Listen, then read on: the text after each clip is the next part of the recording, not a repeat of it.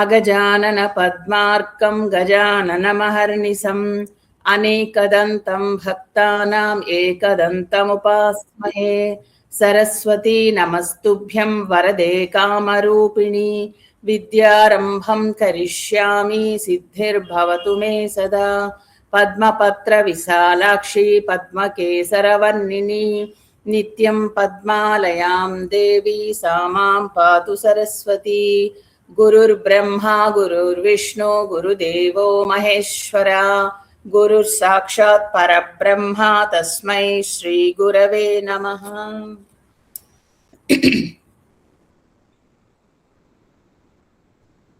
పార్థాయ ప్రతిబోధితాం భగవతాం నారాయణేన స్వయం వ్యాసేన గ్రథితాం పురాణమునినా మధ్యే మహాభారతం.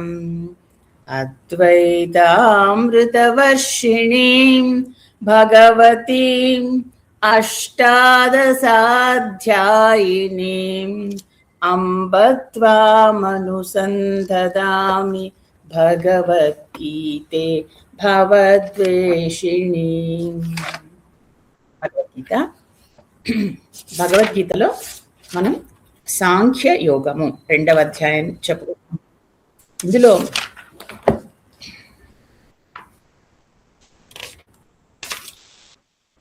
19, 20, 21 నుంచి చెప్పుకోవాలి.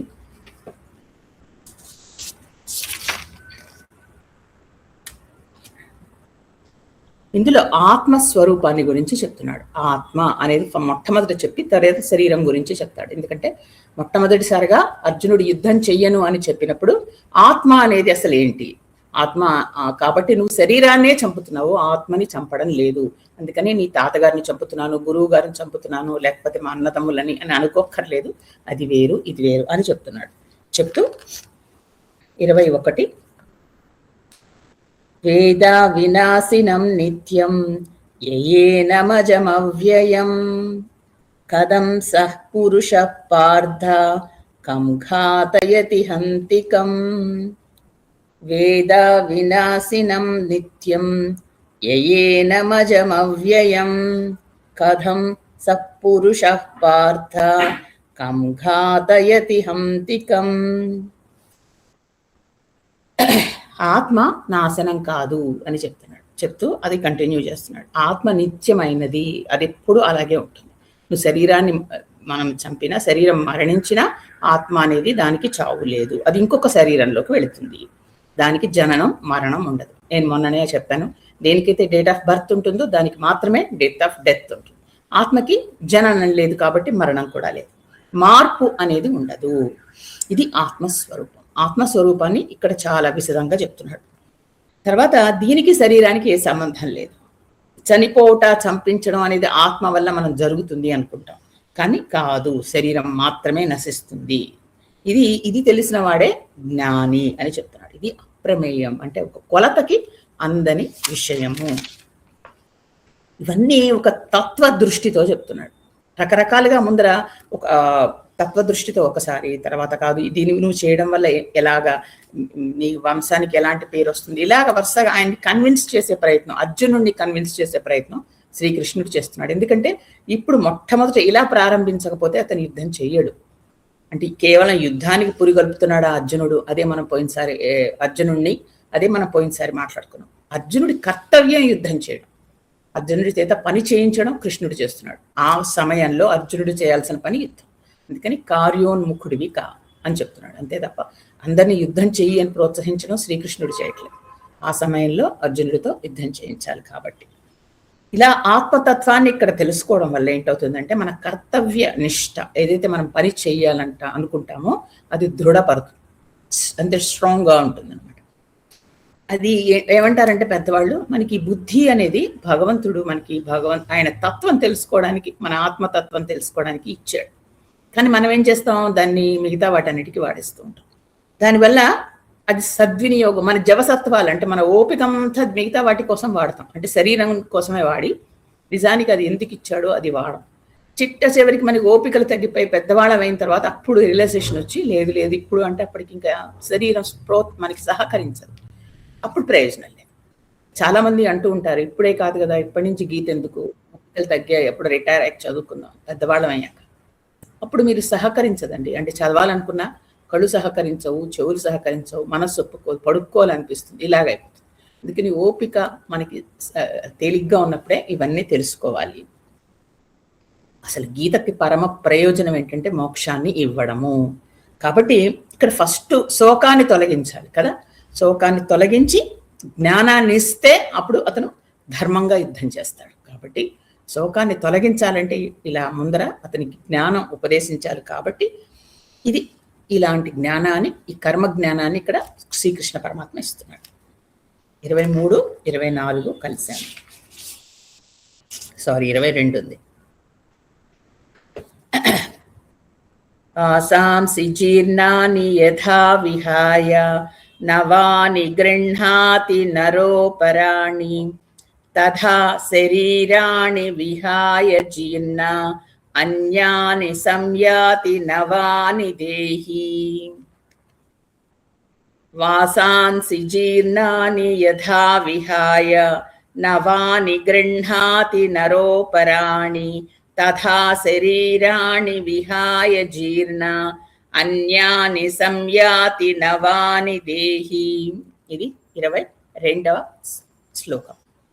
ఇందులో ఏం చెప్తున్నాడంటే మనం కొన్ని రోజులు కొన్ని వస్త్రాలు ధరించిన తర్వాత అవి పాతవైపోతాయి, దానికి కొంచెం చిరిగినట్టు అవుతాయి, లేదా అంటే బాగా ఇక నలిగిపోయినట్టు ఇంకెందుకు పనికి రానట్టుగా అయిపోతాయి. అప్పుడు మనం ఏం చేస్తాం, దాన్ని తీసేసి ఇంకో కొత్తవి కొనుక్కుంటాం వాటి ప్లేస్లో. అలాగే కొన్ని రోజులైన తర్వాత మన శరీరం ఏమవుతుందంటే దానికి రకరకాల వ్యాధులు, రకరకాల బాధలు వచ్చి అది ఇంకా తట్టుకోలేదు, ఉండలేదు. ఉండలేక ఆ శరీరంలో ఆత్మ చాలా బాధపడుతూ ఉంటుంది. అప్పుడు ఏం చేయాలంటే అందులోంచి ఆత్మ అది వెళ్ళిపోయి ఇంకొక దానిలోకి ప్రవేశిస్తుంది. ఈ శరీరాన్ని ఏదైతే మనకు పాత బట్టల నుంచి కొత్త బట్టలు వేసుకున్నట్టు ఇది వదిలేసి మళ్ళీ కొత్త దానిలోకి వెళుతుంది. ఇది ఇప్పుడు చూడండి, మనం ఒక తల్లిగా పిల్లలకి ఏం చేస్తాం, పిల్లలు ఆడుకుని వస్తారు, బట్టలు చెడిపోతాయి, బట్టలు మురికైపోతాయి, వెంటనే ఏం చేస్తాం, వాళ్ళ హితం కోరి ఆ బట్టలతో వాళ్ళు ఉంటే వాళ్ళకి మళ్ళీ ప్రాబ్లం వస్తుందని ఏం చేస్తాం, ఆ బట్టలు ఇప్పేస్తాం. సంతోషంగా తీసేస్తే మనకి మంచి బట్టలు వేస్తాం, వాళ్ళకి హాయిగా ఉంటుంది. అప్పుడు పిల్లలు స్నానం చేసి వేరే బట్టలు చదువుకోమనో ఆడుకోమనో చెప్తాం కదా. ఇది ఎంత సంతోషంగా చేస్తాము, ఇది కూడా అంత సంతోషంగా భగవంతుడు చేస్తాడు మన కోసం, ఒక తల్లిలాగా. ఇంకా పాపం ఈ శరీరంలో కష్టం, శరీరం అంతా ఇదైపోయింది, ఎందుకని వేరే శరీరం, కొత్త శరీరం ఇద్దాం, అందులో ఇంకా కొంచెం జ్ఞానాన్ని సముపార్జిస్తాడేమో. పాపం ఇందులో ఎంతో కష్టపడి ఇన్ని కర్మలు చేసుకున్నాడు, ఇంకా దానిలోకి చేద్దామని ఒక తల్లిలాగా మనకి వేరే శరీరాన్ని ఇస్తాడు. కానీ మనకేంటంటామంటే అది జీర్ణం అయిపోయింది, వేరే దానిలోకి వెళ్ళింది అంటే మనం ఒప్పుకోం. ఎందుకంటే శరీరంతో మనం తాదాప్యం చెందిపోయి మన శరీరం అనుకుంటాం. అలాగే పక్క వాళ్ళకి కూడా అదే మనకు సంబంధించింది అనే శరీరాన్ని మనం చూసుకుంటాం. కానీ ఇది ఎలా జీర్ణమైనది వేరే దానిలోకి తీసుకుంటారో నూతన వస్త్రాలు, అలాగే ఇది కూడా శరీరం కూడా అంతే అని ఇక్కడ చెప్తున్నారు అనమాట. మరి జంతువులకి ఏవి బట్టలు ఉండవు కదా, మరి అప్పుడెలా అంటే అది జీర్ణమైపోవడం అంటే ఏంటంటే అక్కడ ఆ శరీరం ఇంకా పనికి రాకపోవడం, అప్పుడు వేరేది తీసుకోవచ్చు అనేసి. మరి కొంతమంది ఇది దీనికి సంబంధించింది. ఇక 23, 24 కలిసి. నైనం చిందంతి శస్త్రాణి నైనం దహతి పావకః న చైనం క్లేదయంత్యాపో న శోషయతి మారుతః. నైనం చిందంతి శస్త్రాణి నైనం దహతి పావకః న చైనం క్లేదయంత్యాపో న శోషయతి మారుతః. అచ్ఛేద్యో యమదాహ్యో యమక్లేద్యో శోష్య ఏవ చ నిత్యః సర్వగతస్థాణుర్ అచలోయం సనాతనః. అచ్ఛేద్యో యమదాహ్యో యమక్లేద్యో శోష్య ఏవ చ నిత్యః సర్వగతస్థాణుర్ అచలోయం సనాతనః. ఇక్కడ ఏంటంటే ఆత్మని ఏవి నువ్వు శస్త్రాలు ఏమన్నా వేస్తే వాళ్ళకి ఏదైనా అవుతుంది అనుకుంటున్నామో ఆత్మని ఏవి ఛేదించవు, అలాగే అగ్ని దహించదు, నీరు తడపలేదు, వాయువు ఆరేటట్టు కూడా చేయలేదు. అంటే పంచభూతాలేవి ఆత్మ మీద పని చెయ్యవు అని చెప్తున్నాడు. మనకి మరి శరీరం అంతా పంచభూతాలతోనే ఉంటుంది. మనకి ఇందులో పంచభూతాలు ఏది తగ్గినా మనకి అన్ని ప్రాబ్లమే కదా. కాబట్టి పంచభూతాలే మన శరీరం మీద పనిచేస్తాయి. అంటే శరీరాన్ని ఈ శస్త్రాలు భేదిస్తాయి, అగ్ని దహిస్తుంది, నీరు తడుపుతుంది, తర్వాత వాయువు కూడా ఆరిపోయేటట్టు చేస్తుంది. కానీ ఆత్మ మీద ఇవి ఏవి పనిచేయవు. ఆత్మ నిరాకారము, నిత్యము అని చెప్తున్నాడు అనమాట. పంచభూత వికారము అంటారు, ఇది ఆత్మకు లేదు. తర్వాత ఆత్మ అనేది సర్వవ్యాపి, ఇది స్థిరమైనది, శాశ్వతమైనది అని ఇక్కడ నొక్కి వక్కాణిస్తున్నాడు. అందుకే మళ్ళీ ఒక్కసారి చెప్పింది భగవద్గీతలో ఒక్కొక్కసారి రిపిటేషన్ వస్తూ ఉంటుంది. ఎందుకు ఇలా పునరుక్తి అంటారు దీన్ని. పునరుక్తి చెప్పింది మళ్ళీ ఇప్పుడు 23లో చెప్పింది, మళ్ళీ 24లో చెప్తున్నారు. మళ్ళీ అలాగే ఎందుకు అది మళ్ళీ రిపీట్ చేయడం ఎందుకు స్వామి అంటే, తల్లి పిల్లలకి అలాగే చెప్తుంది, చెప్పిందే చెప్పదు. మనం బయటకు వెళ్తుంటే అమ్మ జాగ్రత్త జాగ్రత్త అంటాం 2 సార్లు, అంటే తప్ప అది కాదు. అది ఒక ప్రేమతో ఇంకా బాగా తెలుసుకోవాలనే ఉద్దేశంతో. కాబట్టి భగవద్గీతలో ఒకసారి చెప్పింది, పైగా మనకి ఇవన్నీ కర్మ సిద్ధాంతాలు, ఆత్మతత్వ జ్ఞానాలు ఒకసారి చెప్తే వంట పట్టేవి కావు. అందుకని భగవంతుడు ఏం చేస్తారంటే వాటిని మళ్ళా చెప్తూ ఉంటాడు. ఈ అధ్యాయంలో చెప్పింది మళ్ళీ ఇంకొక అధ్యాయంలో కూడా పునరుక్తి అవుతూ ఉంటుంది. కానీ ఇక్కడ పునరుక్తి దోషం ఉండదు. పెద్దవాళ్ళు దీనికి ఒక ఎగ్జాంపుల్ చెప్తారు. ఒక మొక్కని నాటాక మనం ఏం చేస్తాం, దాన్ని భూమిలో పెట్టి ఇలా నాటుతాం, మట్టిలో పెట్టిన తర్వాత గట్టిగా ఇలా కొడుతూ ఉంటాం చుట్టూ, అది నిలబడాలి కదా. అలాగే మనకి అన్నిసార్లు చెప్తే కానీ ఎక్కదు. కాబట్టి మనలో నాటుకోవడానికి భగవంతుడు ఆ మాత్రం 4-5 సార్లు చెప్పచ్చులే అని అంటారనమాట. అది ఇక్కడంతా ఆత్మతత్వ జ్ఞానం గురించి, దేహము తర్వాత ఆత్మ అనే దానికి వస్త్రములు అనే ఒక ఎగ్జాంపుల్ తీసుకుని ఆ విధంగా మనకి ఇక్కడ చెప్పాడు. ఇక మనం ఈరోజు కఠోపనిషత్ గురించి అడిగారు, దానికి కొద్దిగా చెప్పుకుని తర్వాత వెళ్దాం. ఈ ఆత్మతత్వానికి భగవద్గీత అనేది వేదాల్లో సారము, తర్వాత ఉపనిషత్తుల్లో సారాలు కూడా తీసుకుని ఇందులో చెప్పబడ్డాయి. ఎందుకంటే మనకి అందుకని ఇది చదివితే ఉపనిషత్తుల సారం కూడా మనం తెలుసుకున్నట్టే. అసలు ఉపనిషత్తు ఏంటి అంటే, ఉప అంటే దగ్గర, తర్వాత షత్ అంటే కూర్చోవడం, దగ్గరగా కూర్చోవడము అనేసి. అంటే ఈ గురువు గారి దగ్గరగా కూర్చొని నేర్చుకోవాల్సినవి. ఇవి వేదాంతం అంటే వేదముల చివరి భాగాల్లో ఉంటాయి ఈ ఉపనిషత్తులు అనేది. అందుకని దీని వేదాంతం అంటారు. ఎందుకులే వేదాంతాలు ఇవన్నీ అంటాం, మనం తెలియకుండా మనం మాట్లాడేస్తూ ఉంటాం. వేదముల అంతంలో ఉండేవి ఉపనిషత్తులు అంటారు. కాబట్టి ఇవి బ్రహ్మ విద్యను వివరిస్తూ ఉంటాయి. ఇవి చాలా ఉన్నాయి, ఎన్నో, ఒక 1000 పైన ఉంటాయి. కానీ ఇందులో 108 ముఖ్యమైన ఉంటాయి. అందులో మనకి శంకరాచార్య ఒక 10 గురించి, చాలా వాటి గురించి ఆయన రాశారు. వాటి గురించి అవి మనం ఎక్కువగా చదువుకుంటూ ఉంటాం. ఇక్కడ మనకి వీటినే ఈ ఉపనిషత్తులు మనకి అసలు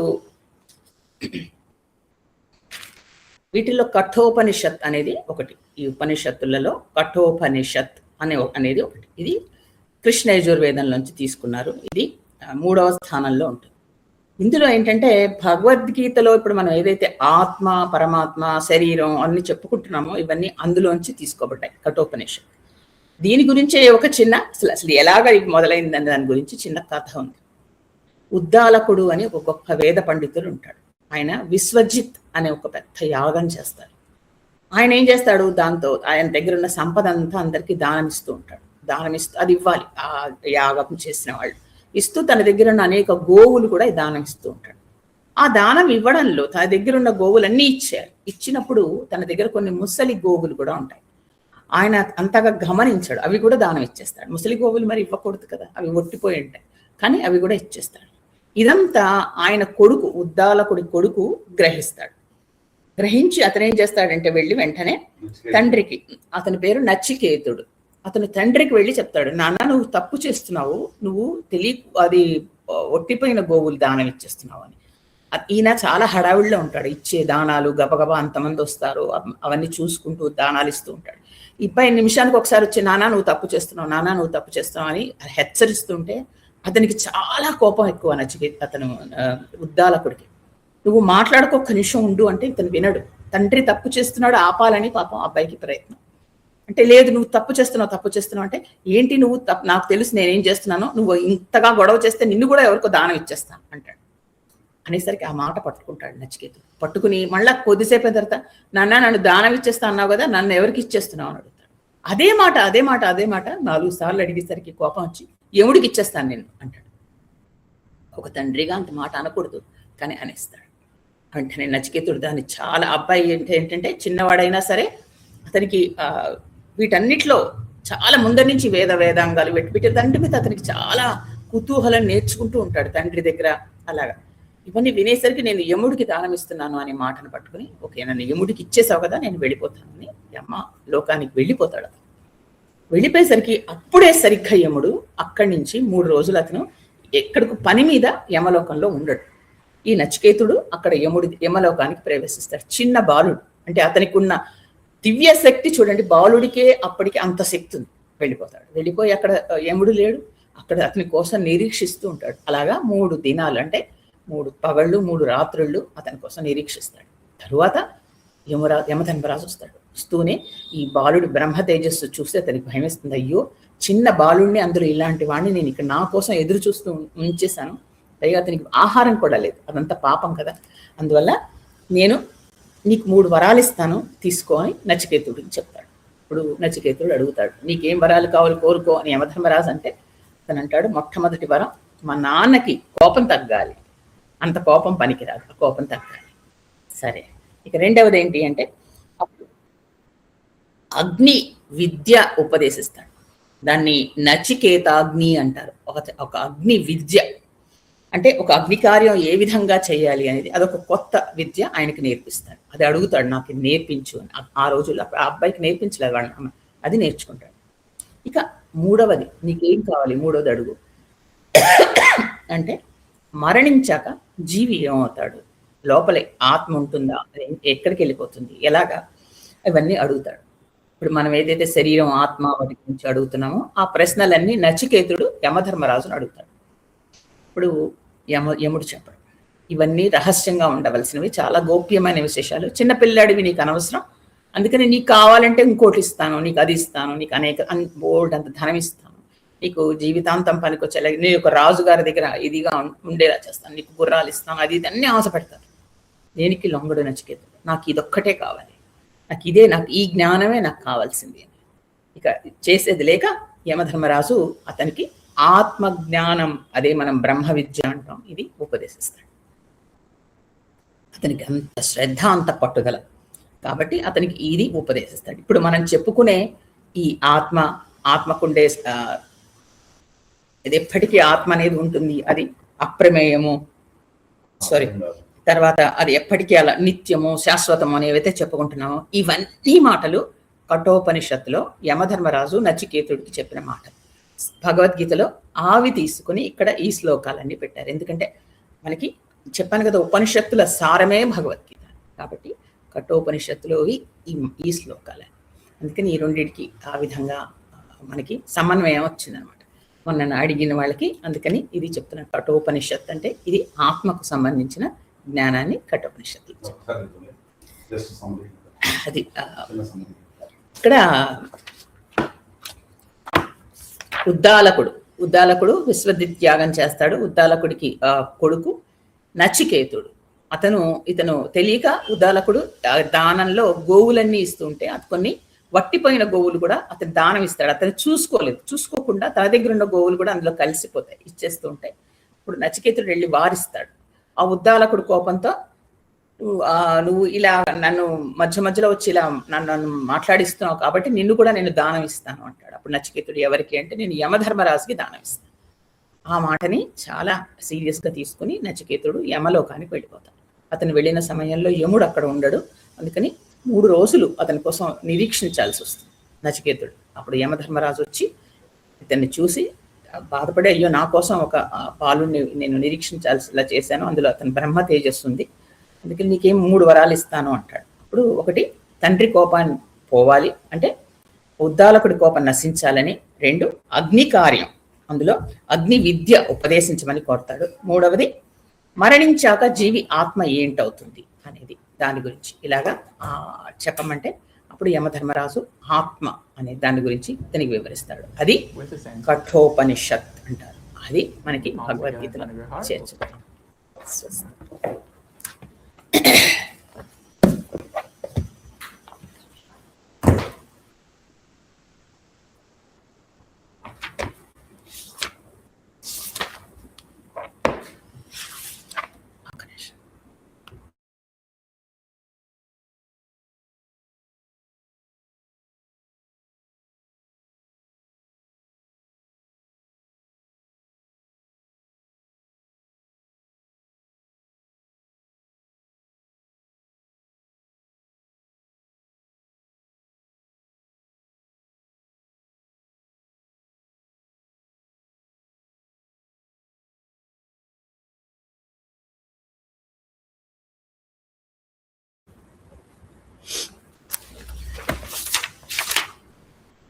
महागणाधिपति श्रीराम राम रामेति रमे रामे मनोरमे सहस्रनाम तत्तुल्यं रामनाम वरानने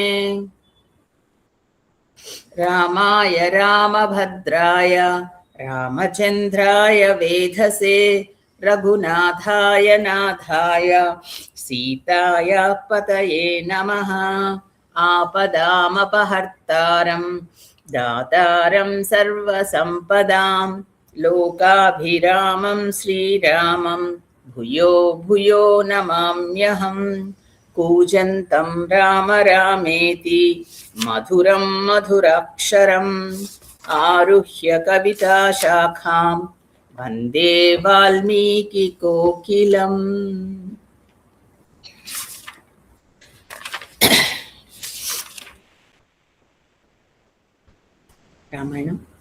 రామాయణంలో మనం అరణ్యకాండ చెప్పుకుంటున్నాం. రాముడు ఒక్క ఆశ్రమం విడిచి మరొక ఆశ్రమానికి వెళుతున్నాడు. ఎందుకు ఋషులను అడిగి ఋషుల మార్గంలో వెళ్తున్నాడు అనేది మనకి ఎప్పుడు వచ్చిన సమస్య. ఇక్కడ ఏంటంటే మనం రామాయణం తెలుసుకుని రామాయణాన్ని అర్థం చేసుకోవడమే కాదండి, రేపు పొద్దున ఎవరైనా రామాయణం గురించి ప్రశ్నలు వేసినా కామెంట్ చేసినా దానికి అర్థం చెప్పగలిగి ఉంటారు. ఇక్కడ ఎందుకు ఇలా అవుతోందంటే నిజానికి ఋషులు రావణాసురుణ్ణి చాలా తేలిగ్గా ఋషులు అంతం చెయ్యగలరు, కానీ వాళ్ళు చెయ్యలేదు. ఎందుకు? వాళ్ళ తపశ్శక్తి లోక కళ్యాణం కోసం వాళ్ళు తపస్సు చేసేది. వాళ్ళన్నీ వదిలి అడవుల్లోకి వెళ్ళి ఇంత కష్టపడి తపస్సు చేసింది ఎందుకు? లోక కళ్యాణానికి. వాళ్ళ తపశ్శక్తిలో 4వ వంతు రాజుకు సమర్పించారు. అదే విషయం చెప్పారు కదా వాళ్ళందరూ. తర్వాత 3 వంతులు లోక కళ్యాణం కోసం ఉపయోగిస్తారు. వాళ్ళు కేవలం వాళ్ళు చేసిన తపస్సు వాళ్ళ స్వార్థం కోసం చేయట్లేదు, ఎవ్వరు లోక కళ్యాణం కోసం చేస్తున్నారు. అలాంటప్పుడు అలాంటి వాళ్ళని ఈ రాక్షసులు వచ్చి హింస పెడుతున్నారు.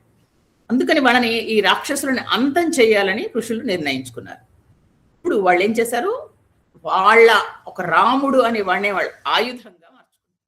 రాముడిని ప్రార్థించారు. యజ్ఞంలో నుంచి ఉద్భవించాడు రాముడు, యజ్ఞ పురుషుడు కదా. అందుకని వాళ్ళ సంకల్పమే శ్రీరామ జననం. పరమాత్మ ఎలా రావాలి అనేది, ఏం చెయ్యాలి అనేది ఋషులే నిర్ణయించారు ఇక్కడ. కాబట్టి వాళ్ళు చూపించిన బాటలోనే నడిచాడు. వాళ్ళు ఉండమన్న చోట ఉన్నాడు. పైగా వాళ్ళందరూ బ్రహ్మజ్ఞానులు కదా. ఇలాగా ప్రతి ఒక్కళ్ళు నడిపించుకుంటూ రాముడిని వస్తారు. చూడండి, మొట్టమొదట వశిష్ఠుడు, తర్వాత విశ్వామిత్రుడు. అక్కడి నుంచి విశ్వామిత్రుడు ఎంత మలిచాడో మనం బాలకాండలో తెలుసుకున్నాం. అక్కడి నుంచి ఇక్కడ భరద్వాజుడు వచ్చిన తర్వాత భరద్వాజుడు ఏం చెప్పాడు? ఇంకా ముందరికెళ్ళు అంటాడు. వచ్చిన తర్వాత అప్పుడు శరభంగ మహర్షి ఆశ్రమానికి, అది మనం పోయినసారి చెప్పుకున్నాం. ఆ శరభంగ మహర్షి ఎంతో వృద్ధుడు, ఆయన ఎప్పటి నుంచో ఎదురు చూస్తున్నాడు. ఎప్పుడైతే రాముడు చిత్రకూటానికి వచ్చాడో అప్పటి నుంచి ఇక్కడ ఋషులందరూ ఎదురు చూస్తున్నారు. ఏమన్నాడు? రాగానే ఆయన మనం లాస్ట్ క్లాస్ లో చెప్పుకున్నాం. ఎదురు రాగానే శరభంగ మహర్షి, నీ కోసం నేను ఎదురు చూస్తున్నాను, నా కోసం దేవేంద్రుడు వచ్చాడు బ్రహ్మలోకానికి పట్టుకెళ్ళడానికి, కానీ నేను వెళ్ళలేదు. ఎందుకు వెళ్ళలేదు అంటే పుణ్యలోకాలకి ఎందుకు అప్పుడే వెళ్ళిపోయి ఉండొచ్చు కదా. అంటే ఇక్కడ ఈ తపస్సు వల్ల అనేక సిద్ధులు, తర్వాత ఇలా లోకాలకు వెళ్ళేవి అన్ని రకరకాల పుణ్యాలు దొరుకుతాయండి. కానీ ఈయన భగవంతుడి సత్యానికి ఒక స్వరూపం. ఈయన్ని గనక దర్శనం చేస్తే ఇక ఏ లోకానికి వెళ్ళినా వాళ్ళకి వాళ్ళకి ఎలాంటి కష్టం కలగదు. ఎందుకంటే ఈ లోకాలు కూడా ఏ లోకాల్లో వచ్చాయో బ్రహ్మలోకంతో సహా ఏది శాశ్వతం కాదు. బ్రహ్మ కూడా అంతరించవలసిందే. కాబట్టి ఆ లోకాలు ముఖ్యమా, ఈ పరమాత్మ ముఖ్యమా అనేది మనకంటే ఎక్కువ ఆ సిద్ధులకు తెలుసు. వాళ్ళందరూ సిద్ధ పురుషులు. కాబట్టి వాళ్ళు ఏం చేశారంటే, అందుకని భగవంతుడి సాన్నిహిత్యమే ఆయనకు ముఖ్యం అనుకున్నాడు ఆయన. ఇంద్రుడు పిలిచినా అందుకే వెళ్ళలేదు. ముందర ఏం చేశాడంటే, నాకు భగవంతుడి దర్శనం కోసం ఆరాటపడ్డాడు. బ్రహ్మలోకం కంటే కూడా భగవంతుడి దర్శనం అత్యంత ముఖ్యమని శరభంగ మహర్షి చెప్పాడు. అందుకని ఏం చేశాడంటే, ఆయన ఒక్కసారి ఎదుర్కొంటే భగవంతుడు కనిపించి వచ్చేసరికి అప్పుడు తన పుణ్యలోకాలు ఏవైతే సంపాదించుకున్నాడో అవన్నీ ధారపోయడానికి సిద్ధపడ్డాడు. ఎందుకు ధారపోసేయడం అలాగా? అవి అయ్యో ఇంత కష్టపడి ఆయన సంపాదించుకున్నాడు కదా, అది ధారపోయడం ఎందుకు అవసరమా అంటే, మనం పూజంతా చేసిన తర్వాత ఏతత్ఫలం పరమేశ్వర అర్పణమస్తు అని వదిలేస్తాం. అంటే ఇంత కష్టపడి పూజ చేసి అది భగవంతుడికి వదిలేస్తే మరి మనకు అందులో దక్కిందేంటి అంటే కాదు. మనం చేసిన పనుల్లో పూజల్లోనూ చిన్న చిన్న లోపాలు ఉంటాయి, మనకు తెలియదు. అది మనస వాచ కర్మణ మనం చెయ్యం, మనసు అటు ఇటు తిరగడము ఏదో అవుతుంది.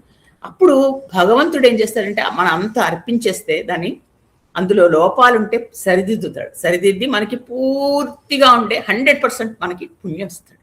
అందుకని మనం ఇలా చేస్తాం. అది మనం ఎక్కడి నుంచి నేర్చుకున్నాం? వీళ్ళ దగ్గర నుంచే, ఋషుల దగ్గర నుంచే మనం నేర్చుకున్నాం. లోపాలన్నీ తొలగించి పరిపూర్ణం చేసి అనుగ్రహించడానికి. అందువల్ల ఇక్కడ ఆయన సమర్పణ భావంతో నేను సంపాదించిన పుణ్యం అంతా నువ్వు తీసేసుకో అని చెప్పాడు. ఇదొక త్యాగ బుద్ధి కదండి మరి. కానీ అప్పుడు రాముడు ఒప్పుకోలే. నేనేమన్నాడు, నేనే స్వయంగా ఇదంతా సంపాదించుకుంటాను అని ధీరుడైన. కాబట్టి నాకు వద్దు అని చెప్పాడు.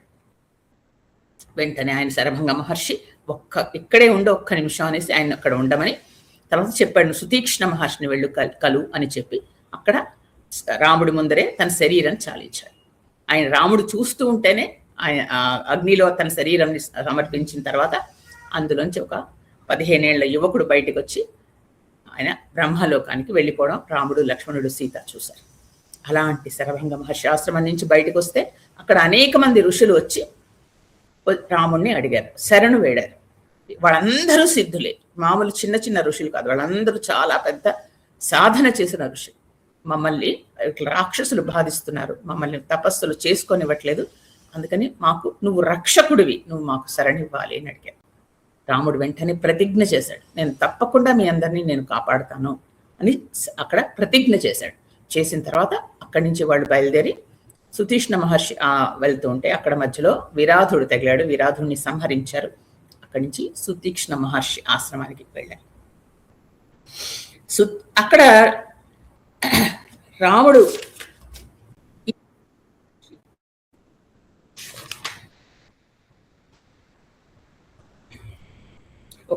వెళ్ళేటప్పుడు ఆకాశాన్ని తగిలేంత పెద్ద పెద్ద మహాపర్వతాలు ఉన్నాయి. ఆ పర్వతాలని దాటి అడవిలో ఉన్న ఆశ్రమానికి చేరితే మొత్తం ఫల వృక్షాలతో ఉంది ఆశ్రమం. దూరం నుంచి వాళ్ళకి ఆ ఫలాలు, పుష్పాల సువాసన వస్తుంది. అక్కడ లోపలికి వెళ్ళేసరికి అక్కడ ఒక ఋషిని చూశారు. వాళ్ళు ఇలా పెద్ద జటాజూటం కట్టుకుని ఉన్నాడు. ఆయన అదంతా మాసిపోయిందంటే చాలా నెరిసిపోయిందంటాం కదా, అలా ఉండి ఎంతో వృద్ధుడైన. అక్కడ ఆయన దగ్గరికి వెళ్ళి వీళ్ళు నమస్కరించి వాళ్ళ పేర్లు చెప్పారు, రాముడు, లక్ష్మణుడు, సీత అంటే. ఆయన లేచి రాముడిని గట్టిగా కౌగులించుకున్నట్ట. ఆశ్రమం పునీతమైందయ్యా, నీ వల్ల చిత్రకూటం వచ్చినట్టు నాకు తెలిసింది, నీకోసం నేను నిరీక్షిస్తున్నాను. నాకు ఇంద్రుడి దగ్గర ఈయనకు కూడా కబురు వచ్చింది, ఏంటి పుణ్యలోకాలన్నీ నీకోసం ఎదురు చూస్తున్నాయి, రమ్మనే పిలిచాడు. పిలిస్తే వద్దు, నేను రాముడి కోసం చూస్తున్నాను అన్నాడు. చూసారా, మునులందరిది ఒకటే మాట, అందరికీ తెలుసు రాముడు వస్తున్నాడే, అందరూ ఎదురు చూస్తున్నారు. కొంతమంది అదృష్టవంతులకు ఆయన దర్శనమే. ఇలా ఎందుకు ఇంద్రుడు ప్రతి వాళ్ళకి చెప్తున్నాడు అంటే ఇదే అండి మనం తెలుసుకోవాల్సింది. తపస్సు చేస్తూ ఉంటే ఇంద్రుడు వెళ్ళి వాళ్ళని తపభంగం చేశాడు, ఏదో ఊర్వశిని పంపించాడు, రంభని పంపించాడు అని మనం వింటాం. ఇక్కడ కాదు. ఎందుకంటే ఋషులు తపస్సు చేస్తే వాళ్ళకి కొంత తపస్సిద్ధి దొరుకుతుంది. తర్వాత ఇంకా వాళ్ళ శరీరం పూర్తిగా క్షీణించాక వాళ్ళు కొన్ని లోకాల మీద వాళ్ళకి వెళ్లేందుకు వాళ్ళకి అనుమతి లభిస్తుంది. ఇంకా వెళ్ళిపోవచ్చు, ఆ లోకాలన్నీ వాళ్ళవే. కానీ ఏదైనా ఋషి ఎవరైనా సరే దాన్ని ఒక స్వార్థ బుద్ధితోనూ లేదా చాలా కోరికలతోనూ చేశాడు అనుకోండి, ఆ లోకాల్లోకి వాళ్ళకి అర్హత ఉండదు. అందుకని ఇంద్రుడు పరీక్షిస్తూ ఉంటాడు, ఇతనికి అలాంటి బుద్ధులు ఇంకా కోరికలు లేవు కదా. అలాంటప్పుడు ఏవీ లేవు అని తెలిసినప్పుడు ఆయన్ని పంపిస్తారనమాట. అందుకని ఇక్కడ ఋషులందరూ అలాంటివి ఏవి లేని వాళ్ళే. ఒక్కొక్కళ్ళని చూడండి, ఇంద్రుడే స్వయంగా వచ్చి నీకు అవన్నీ ఆ లోకాలు ఎదురు చూస్తున్నాయి, వెళ్ళమని చెప్తున్నాడు. ఆయన చూసేసరికి ఈయన నోట కూడా, సుతీక్ష్ణుడి నోట కూడా సుతీక్ష్ణుడు అంటే తీక్ష్ణమైన బుద్ధి గలవాడు అని అర్థం. ఆయనకు కూడా అదే మాట వచ్చింది. రామా, నేను అనేక లోకాల మీద నాకు వచ్చింది, ఆ లోకాలన్నీ తీసుకోయ్యా, హాయిగా సీతతో అక్కడ ఉండు, నువ్వు విహరించు, ఎందుకు నువ్వు, అందుకని నీకు ధారపస్తాను తీసుకో అన్నాడు. అంటే రాముడిని చూసిన తర్వాత త్యాగం చేయకుండా ఎవరు ఉండలేరు, అన్నీ ఇచ్చేయాలనిపిస్తుంది అనమాట. భగవంతుడు ఎదురుకుండా వచ్చి నిలిచాడు, వాళ్ళకి తెలుసు ఆయన శ్రీమన్నారాయణుడు అని, అందుకని ఇచ్చేస్తాను తీసుకొని అలా శరభంగుల్లాగా ఈయన కూడా అన్నాడు. అక్కడ ఏ సమాధానం చెప్పాడో రాముడు ఇక్కడ అదే చెప్తున్నాడు. అహమేవా హరిష్యామి, ఇదే సమాధానం. అక్కడ అదే చెప్పాడు, ఇక్కడ అదే చెప్పాడు. అహమేవా హరిష్యామి, నేను పొందగలను, ఇది నేను తపస్సు చేసుకుని పొందుతాను. కాబట్టి నాకు ఎక్కడ ఉండాలో ఆ మార్గం చెప్పండి, ఎక్కడికి వెళ్ళి నేను ఉండాలో అది మీరు నాకు చెప్పండి అని అడిగాడు.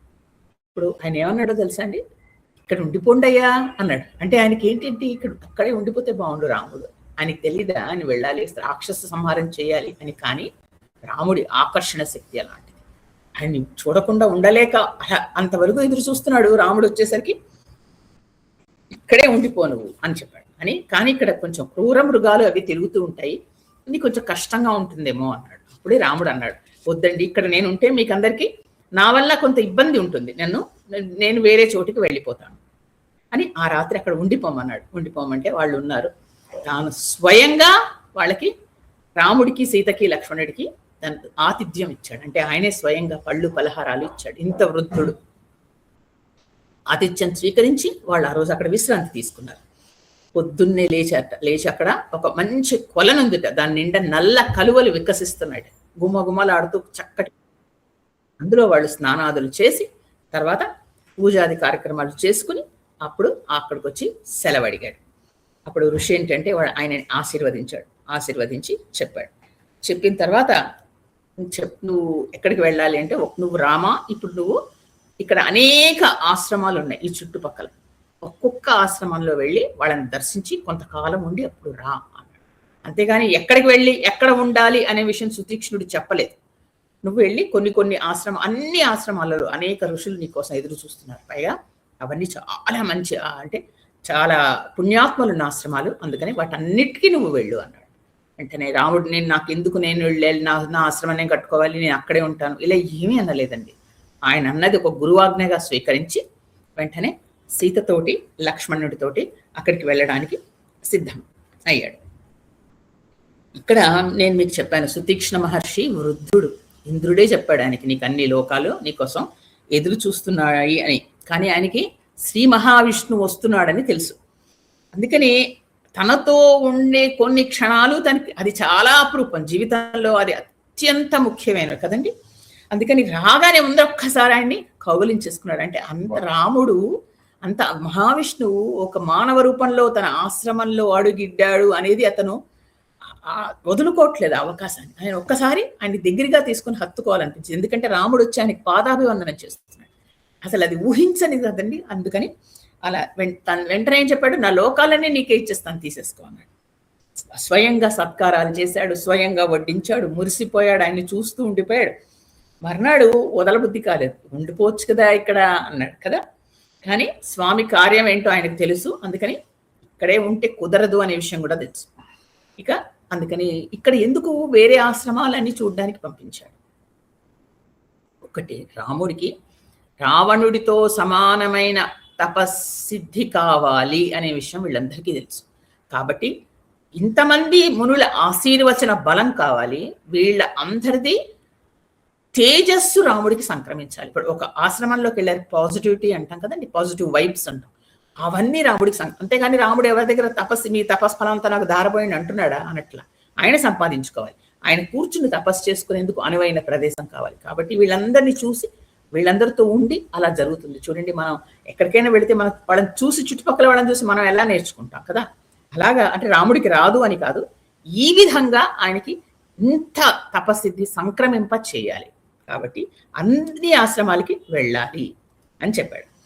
కాబట్టి ఇక్కడి నుంచి ఆయన వెళ్ళాడు, అందరి దానికోసం వెళ్ళాడు. ఒక్కొక్క ఆశ్రమానికి వెళ్ళడం, అక్కడ గురువు గారులను, అక్కడ మునులను చూడడం, వాళ్ళతో మాట్లాడడం, తర్వాత అక్కడ కొన్ని రోజులు ఉండిపోవడం. కొన్ని రోజులు కాదు, కొన్ని ఆశ్రమాల్లో కొన్ని నెలలు ఉండిపోయాడు, కొన్ని సంవత్సరాలు కూడా ఉండిపోయాడు. ఈ విధంగా రాముడు సీతా లక్ష్మణుడు అనేక ఆ ఆశ్రమాలన్నీ తిరిగారు. అలా ఎన్ని సంవత్సరాలు తిరిగారో తెలుసా అండి? ఒక 10 సంవత్సరాలు తిరిగారు. మరి 10 సంవత్సరాలు నేను ఇంతసేపు ఒక నెలని ఇంత ఇన్ని రోజులుగా చెప్పాను.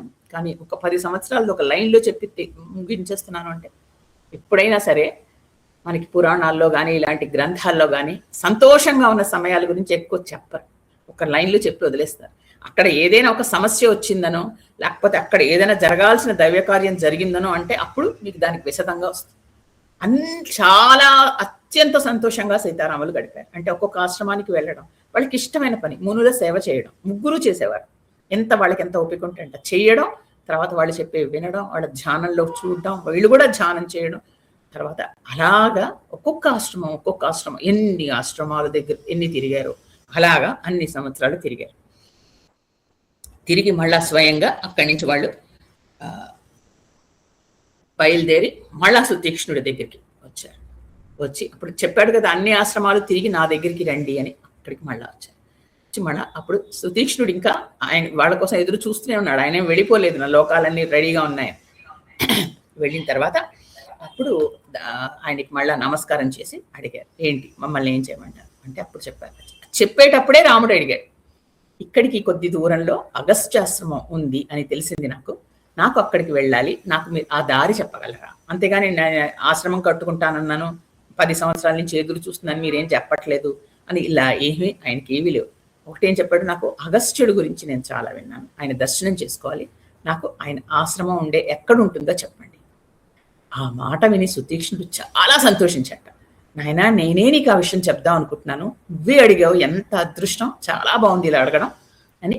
ఇక ఫలానా దూరం, ఇక్కడి నుంచి కొంత దూరం నువ్వు వెళ్ళు, అక్కడ అగస్త్యుడి తమ్ముడు, అగస్త్య భ్రాత అంటారు, అగస్త్యుడి తమ్ముడి ఆశ్రమం వస్తుంది.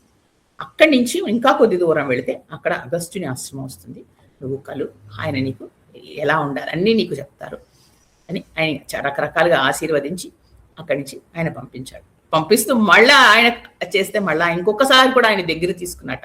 అంటే రావుణ్ణి చూసి అలా మురిసిపోయాడండి సుతీక్ష్ణుడు. అక్కడ మనం గమనించాల్సిందే ఆ ఋషుల మనస్తత్వం. వాళ్ళు ఎవరి గురించి, ఏ బ్రహ్మం గురించి అయితే తపస్సు చేస్తున్నారో అదే బ్రహ్మం ఒక మనిషి రూపం దాల్చి వాళ్ళ ఎదురుకుండా నిలిచి వాళ్ళ కాళ్ళకి నమస్కరిస్తుంటే వాళ్ళ భావాలు ఎలా ఉంటాయి అనేది మీకు మీరే అంచనా వేసుకోవాలి. అది మీరు పరకాయ ప్రవేశం చేసి మీరు ఋషిగా మారితేగా తప్ప మనకు అర్థం కాదు. ఎంత అతనిలో ఉన్న ఆ భావావేశం, అంత వృద్ధుడు, అలా ఎదురు చూస్తున్న వృద్ధుడు, ఆయనకి ఏవి సాంసారిక బంధాలు లేవే, ఏవి ఆయనకి లేవు, పైగా కోరికలు లేవు, అన్నిటినీ వదిలేసిన అలాంటి వాడికి రావణ్ణి చూసేసరికి తెలియని ప్రేమ, తెలియని అదొకలాంటి భావావేశం కలిగి ఇంకా వీళ్ళ ముగ్గురు కలిసి అక్కడి నుంచి బయలుదేరారు.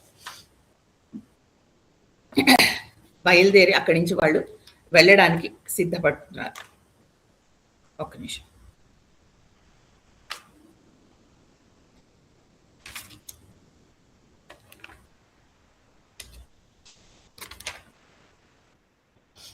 ఇక వాళ్ళు బయలుదేరే సమయంలో పొద్దున్నే లేచి, అంటే రాత్రి వచ్చారు, కలిశారు, పొద్దున్నే లేచి బయలుదేరుతూ ఉంటే అక్కడ ఉన్న అమ్ముల పొదులు అవన్నీ రాముడు రాత్రి వచ్చి అక్కడ పెట్టాడు. మళ్ళీ పొద్దున్నే తీసుకోవాలి కదా, ఎప్పుడు తనకు తనే తీసుకుంటాడు.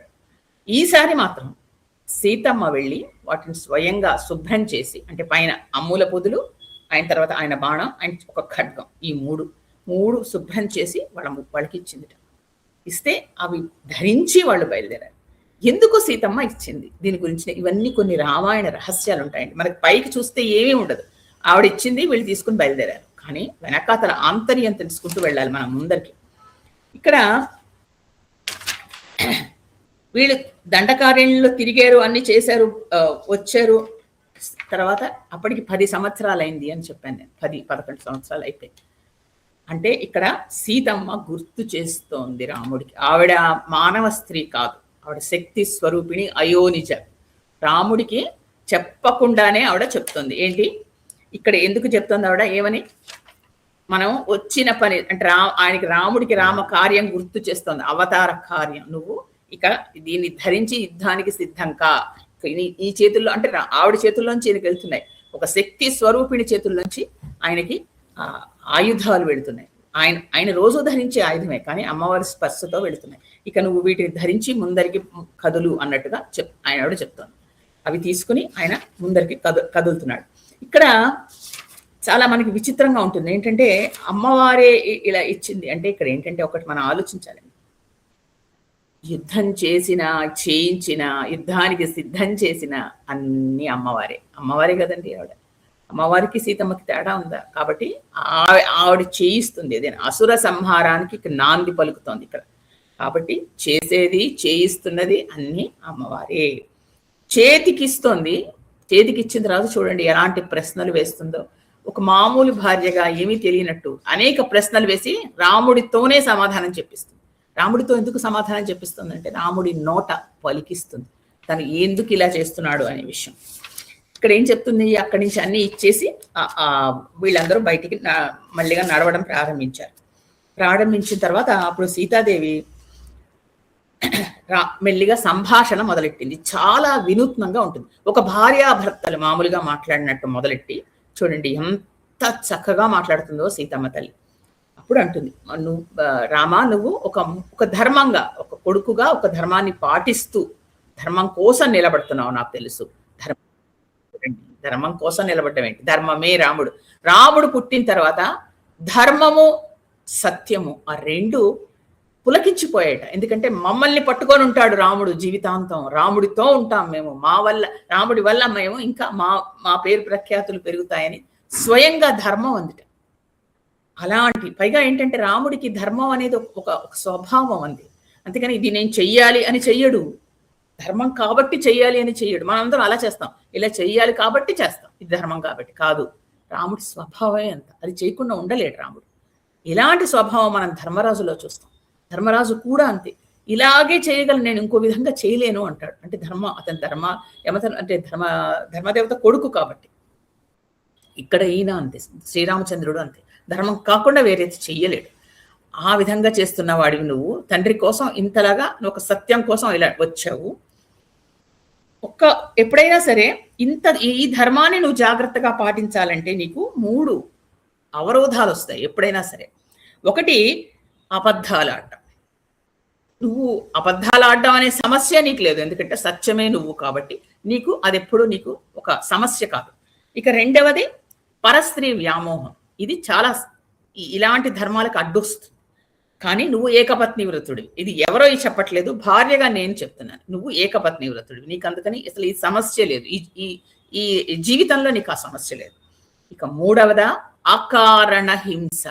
కారణం లేకుండా ఇంకొక మనిషిని హింస పెట్టడం. నాకు అనుమానం ఏంటంటే నువ్వు ఇటువైపు మొగ్గుతున్నావు మెల్లిగా. నువ్వు ఎందుకు ఆ మునులందరికీ మాట ఇచ్చావు? నిన్ను రాక్షస వాళ్ళందరూ నిన్ను ఎవరైతే నేను మిమ్మల్ని బాధ పెడుతున్నారో వాళ్ళందరినీ నేను అనవసరంగా నువ్వు వాళ్ళకి మాట ఇచ్చావు. ఆ మాట ఇవ్వడం వల్ల ఏమైందంటే మనం వచ్చిన పని ఏంటి, ఒక మునిగా ఉండాలి ఇక్కడ. అలాంటిది నువ్వు మానేసి ఆయుధాలు పట్టుకొని తిరుగుతున్నావు. దీనివల్ల నీకు అనవసర హింస మొదలెడుతున్నావు. ఇది మనకి అవసరమా? అసలు నాకు దండకారణ్యం వెనక్కి వెళ్ళడం ఇష్టం లేదు. మనం ఈ చుట్టుపక్కలే ఉందాం. అప్పటికి ఇంకా వాడు దండకారణ్య ప్రవేశం చేయలేదు, అది ఇంకా వెలుపలే తిరుగుతున్నారు, లోపలికి వెళ్ళలేదు. కాబట్టి క్రూర మృగాలను అక్కడికి వెళ్తే సంహరించాలి, ఎందుకంటే మన మీదకి వస్తాయి. అలాగే రాక్షసులు అక్కడ అందరూ ఉన్నారు, వాళ్ళని సంహరించాలి. అందుకని ఎందుకు వచ్చింది మనకు వెళ్ళొద్దు అక్కడికి. అగ్నికి దగ్గరగా ఏవైనా సమిధలు ఉంటే అగ్ని కూడా మండుతుంది. అలాగే ఈ ధనుర్బాణాలు ఉన్నాయి నీ చేతిలో, ఇది నీలో ఉండే క్షత్రియుణ్ణి మళ్ళీ బయటికి తీస్తున్నాయి. కాబట్టి ఇది మనకు వద్దు అని ఒక కథ చెప్పింది అమ్మవారు. సీతమ్మ వారు శ్రీరామచంద్రుడికి ఒక కథ చెప్పింది. నడుస్తూ ఏంటంటే ఒకానొక తపస్సు ఉన్నట్టు, ఒక ఋషి, ఆయన తపస్సు చేసుకుంటూ ఉన్నాడు. ఇప్పుడు నేను చెప్పాను కదా, కొంతకాలం అయిన తర్వాత వాళ్ళకి ఆ వాళ్ళకున్న తపస్సిద్ధికి కొన్ని లోకాలు కూడా వాళ్ళకి వెళ్ళేందుకు అర్హత వస్తుంది. ఇప్పుడు మన ఇతర ఋషుల గురించి చెప్పుకున్నాం. అలాగా ఆయనకి అంత తపశ్శక్తి వచ్చేస్తోంది. ఇప్పుడు ఆయన పరీక్షించాలి, ఇంకా ఆయనలో కోరికలు ఉన్నాయా లేదా అని ఇంద్రుడు పరీక్షించవలసిందే.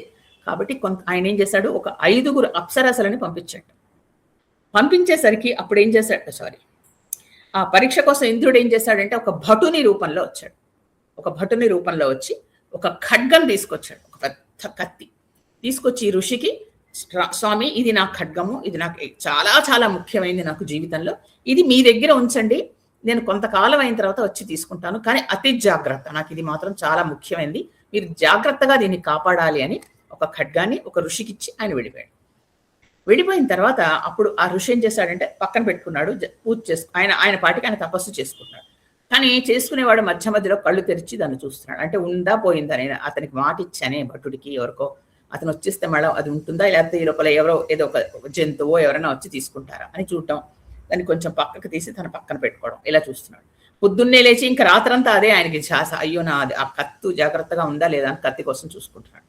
ఈ విధంగా తర్వాత ఏమైంది, ఒకరోజు ఎక్కడికి బయటికి వెళ్ళి ఆయన దర్భలు అవి తెచ్చుకోవాలి, గడ్డి అది వదిలేసి వెళ్ళడానికి ఆయనకి భయం వేస్తుంది. అయ్యో ఇక్కడ వదిలేసి వెళ్ళిపోతే ఎవరైనా తీసుకుంటారేమో. అంతవరకు ఆయనకి కౌపీనమే ఉండేది, అది పోతుందని భయం లేదు. కానీ ఇక్కడ కత్తి ఎవరిదో తనకి ఇచ్చారు, ఎలా అని చేతిలో పట్టుకున్నాడు. చేతిలో పట్టుకుని వెళ్ళి మళ్ళీ దర్భలు తెచ్చుకుంటున్నాడు. ఇది తెచ్చుకునేటప్పుడు ఏమైంది, చేతిలో కత్తి ఉందిగా, దీన్ని కాస్త అటు ఇటు అనడం, దాని పదును చూడడం, ఇది బాగుంది అంటూ దాన్ని చూడడం, పైగా అటు ఇటు కొమ్మలు ఉంటే కొమ్మలు ఇలా ఆకులు రాయడం, ఇలా తీయడం, ఆ గడ్డిని కూడా దర్భలు దీంతో కొద్దామని దాంతో కోయడం, ఇలా కత్తిని వాడడం మొదలెట్టాడు. అది అలా అలవాటు అయిపోయింది. రోజు పొద్దున్న లేవడం ఇంకా దాంతో చేస్తుండడం. ముందర ఆకులు దర్భలు కోసినవాడు మర్నాడు ఫలాలు అవన్నీ కోయడం మొదలెట్టాడు. మూడోసారి ఇంకా అలా కొన్ని రోజులు అయ్యేసరికి దాంతో ఆయనకి హింస మొదలయ్యింది. అంటే అది పట్టుకుని ఇంకా తిరుగుతూ దేన్నైనా చంపడం, ఇలా హింస అనేది మొదలై చిట్ట చివరికైనా ఆయనకున్న తపశ్శక్తి అంతా కోల్పోయి అక్కడ మధ్యలో దారిలో వచ్చే ఒక దొంగలాగా మారిపోయాడు. దాని మీదికి ఆ కత్తితో వెళ్ళిపోవడం.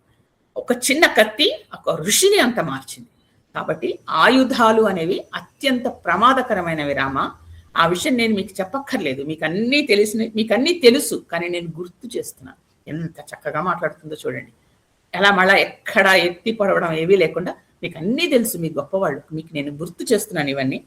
ఇవన్నీ నేను ఎందుకు చెప్తున్నామంటే మీరు ధర్మనిష్ఠుడివి, నువ్వు ధర్మాన్నే పరిపాలించు. మనం ఇక్కడ నీకు ఎప్పుడు రాక్షసులతో మనకేం వైరం లేదుగా, మనకేముంది గొడవ వాళ్ళతోటి, నిష్కారణంగా వాళ్ళని మనం ఎందుకు చంపాలి అనవసరంగా. అందుకని మళ్ళా మన రాజ్యం స్వీకరించిన తర్వాత అప్పుడు ఆయుధాలు అవి పట్టుకుని అప్పుడు ధరించి అప్పుడు కావాలంటే యుద్ధం చేయి. ఇక్కడ మనం ముని వృత్తిలో కదా వచ్చాం, ముందుగా మనం అలాగే ఉందాం. కాబట్టి మనం అప్పుడే కదా మన అత్తామామల పేర్లు అవి నిలబెడతాము అని మళ్ళా ఒక మాట అంది. ఏంటంటే మునులు రాక్షసుల బాధలతో కనుక నిన్ను శరణాగతి చేస్తే అప్పుడు క్షత్రియులుగా మనం రక్షించాలి, అది నిజమేలే అంటే మళ్ళా అదొక మాట అంది. ఆ మాట ఎందుకు అనడం అంటే రాముడి చెప్పవలసిన ఆ ఆన్సర్ కూడా ముందరే ఆవిడ ఇచ్చేస్తాం. చెప్పాను కదండి, ఆవిడ శక్తి స్వరూపిణి, ఏం చెయ్యాలో ఎలా చేయించాలో కూడా ఆవిడకి తెలుసు. కానీ ఇప్పుడు మనం వనవాసంలో ఉన్నాం కదా, ఇవన్నీ అవసరమా మనకి అనేసి ఎప్పుడూ సరే ధర్మాన్ని పాటించాలంటే మనం కొంచెం కష్టపడాలి. ఒకటి, ఎందుకంటే సుఖాల వలన ఎప్పుడు సుఖమే లభించదు, కష్టపడితేనే మనకి ధర్మాన్ని పాటించగలం. నువ్వు ఈ విషయాలన్నీ నీకు తెలుసు కాబట్టి నువ్వు లక్ష్మణుడితో మాట్లాడు, మీ ఇద్దరు కలిసి ఏం చేయాలో మీరు నిర్ణయించుకోండి అని నేను మీకు గుర్తు చేస్తున్నాను అంతే అని అంత చక్కగా చెప్పింది. అంటే ఈ యుద్ధాలు మనకెందుకు అని. రాముడు అవన్నీ విన్నాడు. విని నీకెందుకు, నా ఇష్టం వచ్చినట్టు నేను చేస్తాను, ప్రతిదానికి నువ్వు రాకు అన్నట్టుగా అలా ఏమీ అనలేదండి. నేను మీకు చెప్పాను, రాముడు ఎప్పుడూ సీతతో పరుషంగా మాట్లాడు, సీత కూడా ఒక్కొక్కసారి గట్టిగా మాట్లాడుతుంది, కానీ రాముడు మాట్లాడు. వెంటనే నవ్వి జనకపుత్రి అని పిలిచాడు. అంటే వాళ్ళ నాన్న పేరు గుర్తు చేసి నువ్వు ఎక్కడి నుంచి వచ్చావో, నీకు అక్కడివి అంత చక్కగానూ నువ్వు మాట్లాడగలవు, అంత మంచిదానివి కూడాను, నాకు భార్యగా నువ్వే తగవు, నువ్వే మాట్లాడగలవు ఎంత చక్కటి మాటలు, నాకు తెలుసు నువ్వు ఎందుకు ఇలా అంటున్నావు. అంటే ఎలా ఉన్నాయంటే సీత మాటలు ఒక వర్షానికి ముందర గాలి వస్తే ఎలా ఉంటుంది చూసారా, అందుకని ఏదో రాబోయే అనర్థాలకి సూచనగా చెప్పింది. కానీ రాముడు దాన్ని మామూలుగా చాలా తేలిగ్గా తీసుకున్నాడు. చూసి ఆవిడ ప్రేమకి ఆవిడ ధర్మవచనాలకి సంతోషించాడు. దండకారణ్యంలో మునులు నిజానికి వాళ్ళు వేరే వాళ్ళకి వాళ్ళు శరణివ్వగలరు. ఎలాంటి వాళ్ళు చూసావు కదా నువ్వు, ఎలాంటి ఋషులు ఉన్నారో వాళ్ళు వేరే వాళ్ళకి శరణిస్తారు. అలాంటి వాళ్ళు నన్ను శరణు కోరుతున్నారు. వాళ్ళు అసలు వాళ్ళు నన్ను శరణు కోరడం ఏంటి, ఇదే నాకు సిగ్గును కలిగించింది. నేను కదా వాళ్ళని జాగ్రత్తగా చూసుకోవాలి. ఒక రాజుని అడవిలోకి వచ్చాను, నేను ముని వృత్తి స్వీకరించలేదు, వనవాస దీక్షలో ఉన్నాను. కానీ నాకు ఎప్పుడూ సరే నాకు నా రాజధర్మం అంటూ నాకుంది. రాజధర్మం అంటే ఇక్కడ రాజు అంటే నేను వనానికి రాజుని, ఎవరైనా శరణు అంటే వాళ్ళని రక్షించేది నాకుంది. కాబట్టి ఇది నేను చేసి తీరాలి. వాడు పైగా ఏమన్నారు, నువ్వే రక్షకుడివి అని కూడా అంటున్నారు. అందుకని నేను మాట ఇచ్చాను వాళ్ళకి. ఇక నువ్వే అంటావు, క్షత్రియులుగా ఉన్నప్పుడు ఎవరైనా సరే రాక్షస బాధలో వచ్చి ఆర్తులుగా అడిగితే వాళ్ళని రక్షించాలి అని నువ్వే అన్నావా? కాబట్టి నేను ఇంతకంటే ఇంకేం చెప్పలేను నీకు. ఈ ఋషుల శత్రువులు కూడా నాకు శత్రువులే. సత్యపాలన అంటే నాకు ఇష్టం, ధర్మాన్ని రక్షించాలి, కాబట్టి మాట తప్పను, నేను ఎట్టి పరిస్థితుల్లో నా మాట తప్పను అని చెప్తున్నాడు. నా జీవితాన్నైనా విడిచిపెడతాను, నా ప్రాణ సమానురైన నిన్నైనా విడిచిపెడతాను, లక్ష్మణుడినైనా విడిచిపెడతాను, కానీ నా మాట మాత్రం నేను తప్పను అన్నాడు. అది రామాయణ రహస్యం అంటారు పెద్దవాళ్ళు. ఎందుకో తెలుసా అండి? సరిగ్గా ఇదే చేశాడు ఆయన. అంటే ముందరే చెప్పేస్తున్నాడు ఆయన ఏం చేస్తాడు అనేది. ఇది ఒక దేవుడిగా ఆయన నోట్లోంచి వచ్చిన మాటలు కాదు, ఒక మానవుడిగానే వచ్చాయి. ఏం చెప్తున్నాడు? నా సత్యవాక్ పరిపాలన కోసం, ధర్మం కోసం నా జీవితాన్ని వదిలేస్తాను, నా ప్రాణ సమానురాలైన నిన్నైనా వదిలేస్తాను, అంతకంటే నా బహిప్రాణమైనా లక్ష్మణ్ణైనా వదిలేస్తాను, కానీ నా మాట మాత్రం తప్పను అంటున్నాడు. అంతే కదా, చివరికి రామాయణంలో జరిగింది అదే. కాబట్టి ఆయన ముందరే ఆ మాటలన్నీ చెప్పేస్తున్నాడు. చెప్పి అప్పుడు నువ్వు ఈ అకారణ హింస గురించి ఇంత చక్కగా చెప్పావు అని ఓపికగా విని మెచ్చుకున్నాడు. ఇక్కడ అమ్మవారు ఒక మంత్రిగా, ఒక సలహాదారుడిగా భర్తకి చెప్పి, కాబట్టి ఇక్కడ ఏంటంటే ఒకవేళ నిజానికి భార్యకి తెలియదు అనుకోండి, భర్త ఓపికగా నచ్చ చెప్పాలి అనేది ఇక్కడ మనకి ఇవన్నీ రామాయణంలోనే మనకి నేర్పించేది. ఏమి ఎక్కడ దెబ్బలాడలేదు, నీకు అనవసరం అలా మాట్లాడలేదు, చక్కగా చెప్పాడు. తను ఏం చేయదలుచుకుందో అది కూడా చెప్పాడు. కాబట్టి మనకి ఒక భార్యకు ఎంత ఇంపార్టెన్స్ ఇచ్చారు ఆర్ష సంస్కృతిలో అనేది రామాయణంలో అనేది తెలుస్తుంది. అంటే భార్య ప్రతిదానిలో చెప్తుంది, వచ్చి ముందరకు వచ్చి నువ్వు చేయకూడదు అని. ఆ భార్యకి హక్కు. దాన్ని భర్త సమర్థిస్తున్నాడు. అవును నిజమే, నువ్వు అడిగింది మంచి పనే అంటూ ఆవిడికి నచ్చ చెప్పాడు. కాబట్టి ఆవిడ చెప్పిన దాన్ని ఈ విధంగా చెప్పిన తర్వాత అప్పుడు మళ్ళా వీళ్ళు ముందరికి నడవడం మొదలెట్టిన తర్వాత అప్పుడు ఏమైందంటే, వీళ్ళకి నడుస్తూ ఉంటే సూర్యాస్తమన సమయానికి ఉన్నట్టుండి అక్కడ అర్ఘ్యం ఇవ్వాలి కదా వాళ్ళు. ప్రతిసారి సూర్యాస్తమన సమయంలో సూర్యుడికి అర్ఘ్యం ఇవ్వాలి. అక్కడ ఒక సరస్సు కనిపిస్తే అక్కడికి వెళ్ళారు. ఆ సరస్సులో దగ్గరికి వెళ్ళేసరికి వాళ్ళకి లోపల నుంచి ఆ సరస్సులోంచి వాళ్ళకి సంగీత ధ్వనులు వినిపిస్తున్నాయి. అంటే ఎవరో నృత్యం చేస్తున్నట్టు, వీణ వాయిస్తున్నట్టు, తర్వాత మృదంగం, ఇవన్నీ అందులోంచి వినిపిస్తుంటే వాళ్ళకి అర్థం కాలేదు. సరస్సులోంచి వినిపించడం ఏంటి, ఇలాంటివన్నీ చాలా విచిత్రంగా ఉంది, ఇక్కడ ఎవరు మనుషులు కనిపించట్లేదు అని అక్కడ పక్కన ఒక ఆశ్రమం ఉంటే అక్కడ ఋషిని అడిగారు. ఆ ఋషిని అడిగితే ఇక్కడ ఎందుకు ఇలా అవుతుంది, ఆయన పేరు ధర్మభృతుడు, ఆయన్ని అడిగారు. ఎందుకు ఇందులోంచి ఇలా వీణవాద్యాలు తర్వాత నృత్య అవన్నీ చేస్తున్నట్టు వినిపిస్తోంది. అప్పుడు ఆయన చెప్పారు, అక్కడ మాండకర్ణి అనే ఒక ఋషి ఉండేవాడు. మాండకర్ణి అనే ఋషి ఉండేవాడు. ఆయన ఎన్నో సంవత్సరాలు తపస్సు చేస్తూ ఉంటే, ఇప్పుడు అదే నేను మీకు అక్కడ చెప్పబోయి ఇక్కడ చెప్పాను. ఇంద్రుడు ఆయనకి ఉన్నత లోకాలు ఇవ్వాలా ఇవ్వకూడదా, ఈయనలో కోరికలు నశించవా అని తెలియడానికి 5 మంది అప్సరసలని పంపిస్తాడు. అంటే ఒకవేళ ఇక్కడే గనక ఈయనకి విఘ్నం జరిగింది అనుకోండి, అంటే ఇంకా ఈయనలో కోరికలు ఉన్నట్టు, అప్పుడు ఆయనకి ఉన్నత లోకాల రాదు, అర్హత రాదు. కానీ ఈ ఋషి ఏం చేస్తాడు, 5గురిని చూసిన కామలోలుడు అయ్యాడు. అయ్యి వెంటనే ఏం చేశాడంటే 5గురిని పెళ్ళాడి వాళ్ళ కోసం, అంటే 5గురు ప్లస్ తను 6గురి కోసం ఒక ప్రత్యేకమైన లోకం కాదు, ఒక చోట ఒక గృహం ఏర్పరిచాడు. ఎక్కడ? ఈ సరస్సుకి అడుగున. ఈ సరస్సు కూడా ఆయన నిర్మించుకున్నది. అంటే పైకి ఏమి ఎవరికి తెలియకుండా సరస్సు అడుగున ఒక గృహాన్ని నిర్మించుకున్నారు. అందులో వీళ్ళ 6గురు ఉంటారు. ఈ 5గురు భార్యలు ఈయన ఉండి నృత్య గీతాలతో కాలక్షేపం చేస్తూ ఉంటాడు. పైనేమో సరస్సు. అలా వీళ్ళు ఉంటున్నారు. ఇది ఎప్పటి నుంచో ఇలా ఉంది అని చెప్పాడు అనమాట. చెప్తే ఆశ్చర్యపోయారు వాళ్ళు, ఇదేంటి అని. కానీ దీనికి వెనకాతలు ఏంటి, 5 మంది రావడం అంటే ఇదేంటంటే ఇంద్రియాలండి. 5 ఇంద్రియాలు కదా, ఇంద్రియాలకి ఆయన లొంగిపోయాడు అని చెప్పడం. కన్ను, చెవి, ముక్కు, నాలుక కదా, చర్మం, ఇవన్నీ మన 5 అన్నిటికీ ఈయన లొంగిపోయాడు. ఆయన ఆ ఋషి ఇక్కడే ఉండిపోయాడు. ఇంకా ఆయనకి ఇంకేం లోకాలు అనవసరం లేదు. అందుకే ఇంద్రుడు సరిగ్గా ఆయన్ని చూసుకున్నాడు, ఆయనకి ఇవ్వాలా వద్దా అని. కాబట్టి ఇంద్రియ సుఖం కోసం ఆయన జీవితం అంతా తపస్సు వ్యర్థం చేసుకుని ఇక్కడే ఆయన ఉండిపోయాడు. ఇలాంటివన్నీ చూసి గమనిస్తూ ఉండేవాళ్ళు. అంటే ఇలాంటి విచిత్రాలన్నీ అడవుల్లో ఉంటాయి అని ఆ రోజుల్లో ఉండేవి చూశారు వీళ్ళు. చూసి ఇంకా అక్కడి నుంచి వాళ్ళు ఇంకా ముందరికి వెళ్ళడం మొదలెట్టారు. అక్కడికి వెళ్ళేసరికి అప్పుడు దక్షిణం వైపు కొంత దూరం వెళ్ళారు. దక్షిణం వైపు అంటే మన వైపు, అంటే మన ఇటువైపు వస్తున్నారు, సౌత్ ఇండియా వస్తూ ఉంటే అక్కడ అగస్త్య భ్రాత అంటే అగస్త్యుడి సోదరుడి ఇల్లు వచ్చి అలా ఆశ్రమం వచ్చింది. అక్కడ ఒక రాత్రి వీళ్ళు గడిపారు. వెళ్ళి ఆయనకి నమస్కారం చేశారు. చేసి ఇట్లా మా అగస్త్యుడి కోసం మేము వెళుతున్నాము, ఆయన్ని చూడాలని మాకు ఎప్పటి నుంచో ఉన్నది. ఇక్కడ అగస్త్య భ్రాత అని ఇస్తారు కానీ మనకి వాల్మీకి రామాయణంలో ఆయన పేరు చెప్పరు. అంతకు ముందర అందరు మహర్షుల పేర్లు చెప్పారు, ఇక్కడ ఈయన పేరు మాత్రం చెప్పారు. అదే తర్వాత ఏమైందంటే మనకి అదొక సామెత కింద అయిపోయింది. మనకి ఇప్పుడు పాతకాలం వాళ్ళందరికీ తెలిసి ఉంటుంది. ఎవరిదైనా పేరు తెలియకుండా ఫలానా ఆయన ఎవరో మనం వెళుతూ ఉంటే పక్కింటి ఆయన ఏదో పక్కింట్లో ఉండే ఆయన అని అంటూ ఉంటాం. పక్కింటి ఆయన అదా చేశారు, పక్కింటి ఆయన ఇలా చేశారు, పక్కింటి ఆయనకి ఏదో ఫోన్ వచ్చింది. ఆ పక్కింటి ఆయనకు పేరు ఉండదు. అప్పుడు ఆయన్ని అగస్త్య భ్రాత అంటారు. అగస్త్యుడు తమ్ముడా ఓహో అంటారు. అంటే పేరు ఏది చెప్పకుండా మాట్లాడితే ఆయన్ని అగస్త్య భ్రాత అంటాం. పెద్దవాళ్ళందరూ అలా చేస్తూ ఉండేవారు. ఇదివరకు ఆ మాట చాలా వాడుకలో ఉండేది. అలాగా అగస్త్య భ్రాత ఇంటికి వెళ్ళారు. వెళ్ళేసరికి అప్పుడు ఆయన స్వాగతం చెప్పాడు. ఆ రాత్రి అక్కడ విశ్రమించారు. మీ అన్నగారిని మాకు దర్శనం చేసుకోవాలి మేము, మాకు మీరు అనేసి అనుమతి తీసుకుని అక్కడి నుంచి పొద్దున్నే లేచి ముందరికి వెళ్ళారు. ఇక అక్కడి నుంచి వాతావరణం మారిపోయింది. ఆ అడవిలాగా లేక అక్కడ పుష్పాలు, తీగలు, అనేక జంతువులు, అవి కూడా ఏంటి చాలా స్నేహభావంతో ఉన్నాయి. పక్షులు కిలకిలా రావాలి కాదు, అత్యద్భుతంగా ఉన్నాయి. జంతువులన్నీ ప్రశాంత చిత్తంతో ఉన్నాయి. ఆశ్రమం సర్వశుభ లక్షణాలతో కనిపిస్తోంది దూరం నుంచి. అది సాధు పురుషులు అలాంటి వాళ్ళు కనిపిస్తున్నారు. వాళ్ళందరి వాళ్ళ అదేంటి బట్టలు అక్కడ అన్ని ఆరేయడాలు, కట్టెపుల్లలు అవి తెచ్చుకోవడం సమిధల కోసం అవన్నీ కనిపిస్తున్నాయి. అక్కడ చూస్తుంటప్పుడు వెంటనే శ్రీరామచంద్రుడు లక్ష్మణుడికి చెప్తాడు, ఆయన కనిపించేదే మనకి అగస్త్యాశ్రమం. ఇంకో విషయం తెలుసా, దేవతలు వస్తారు ఆయన దర్శనం చేసుకోవడానికి.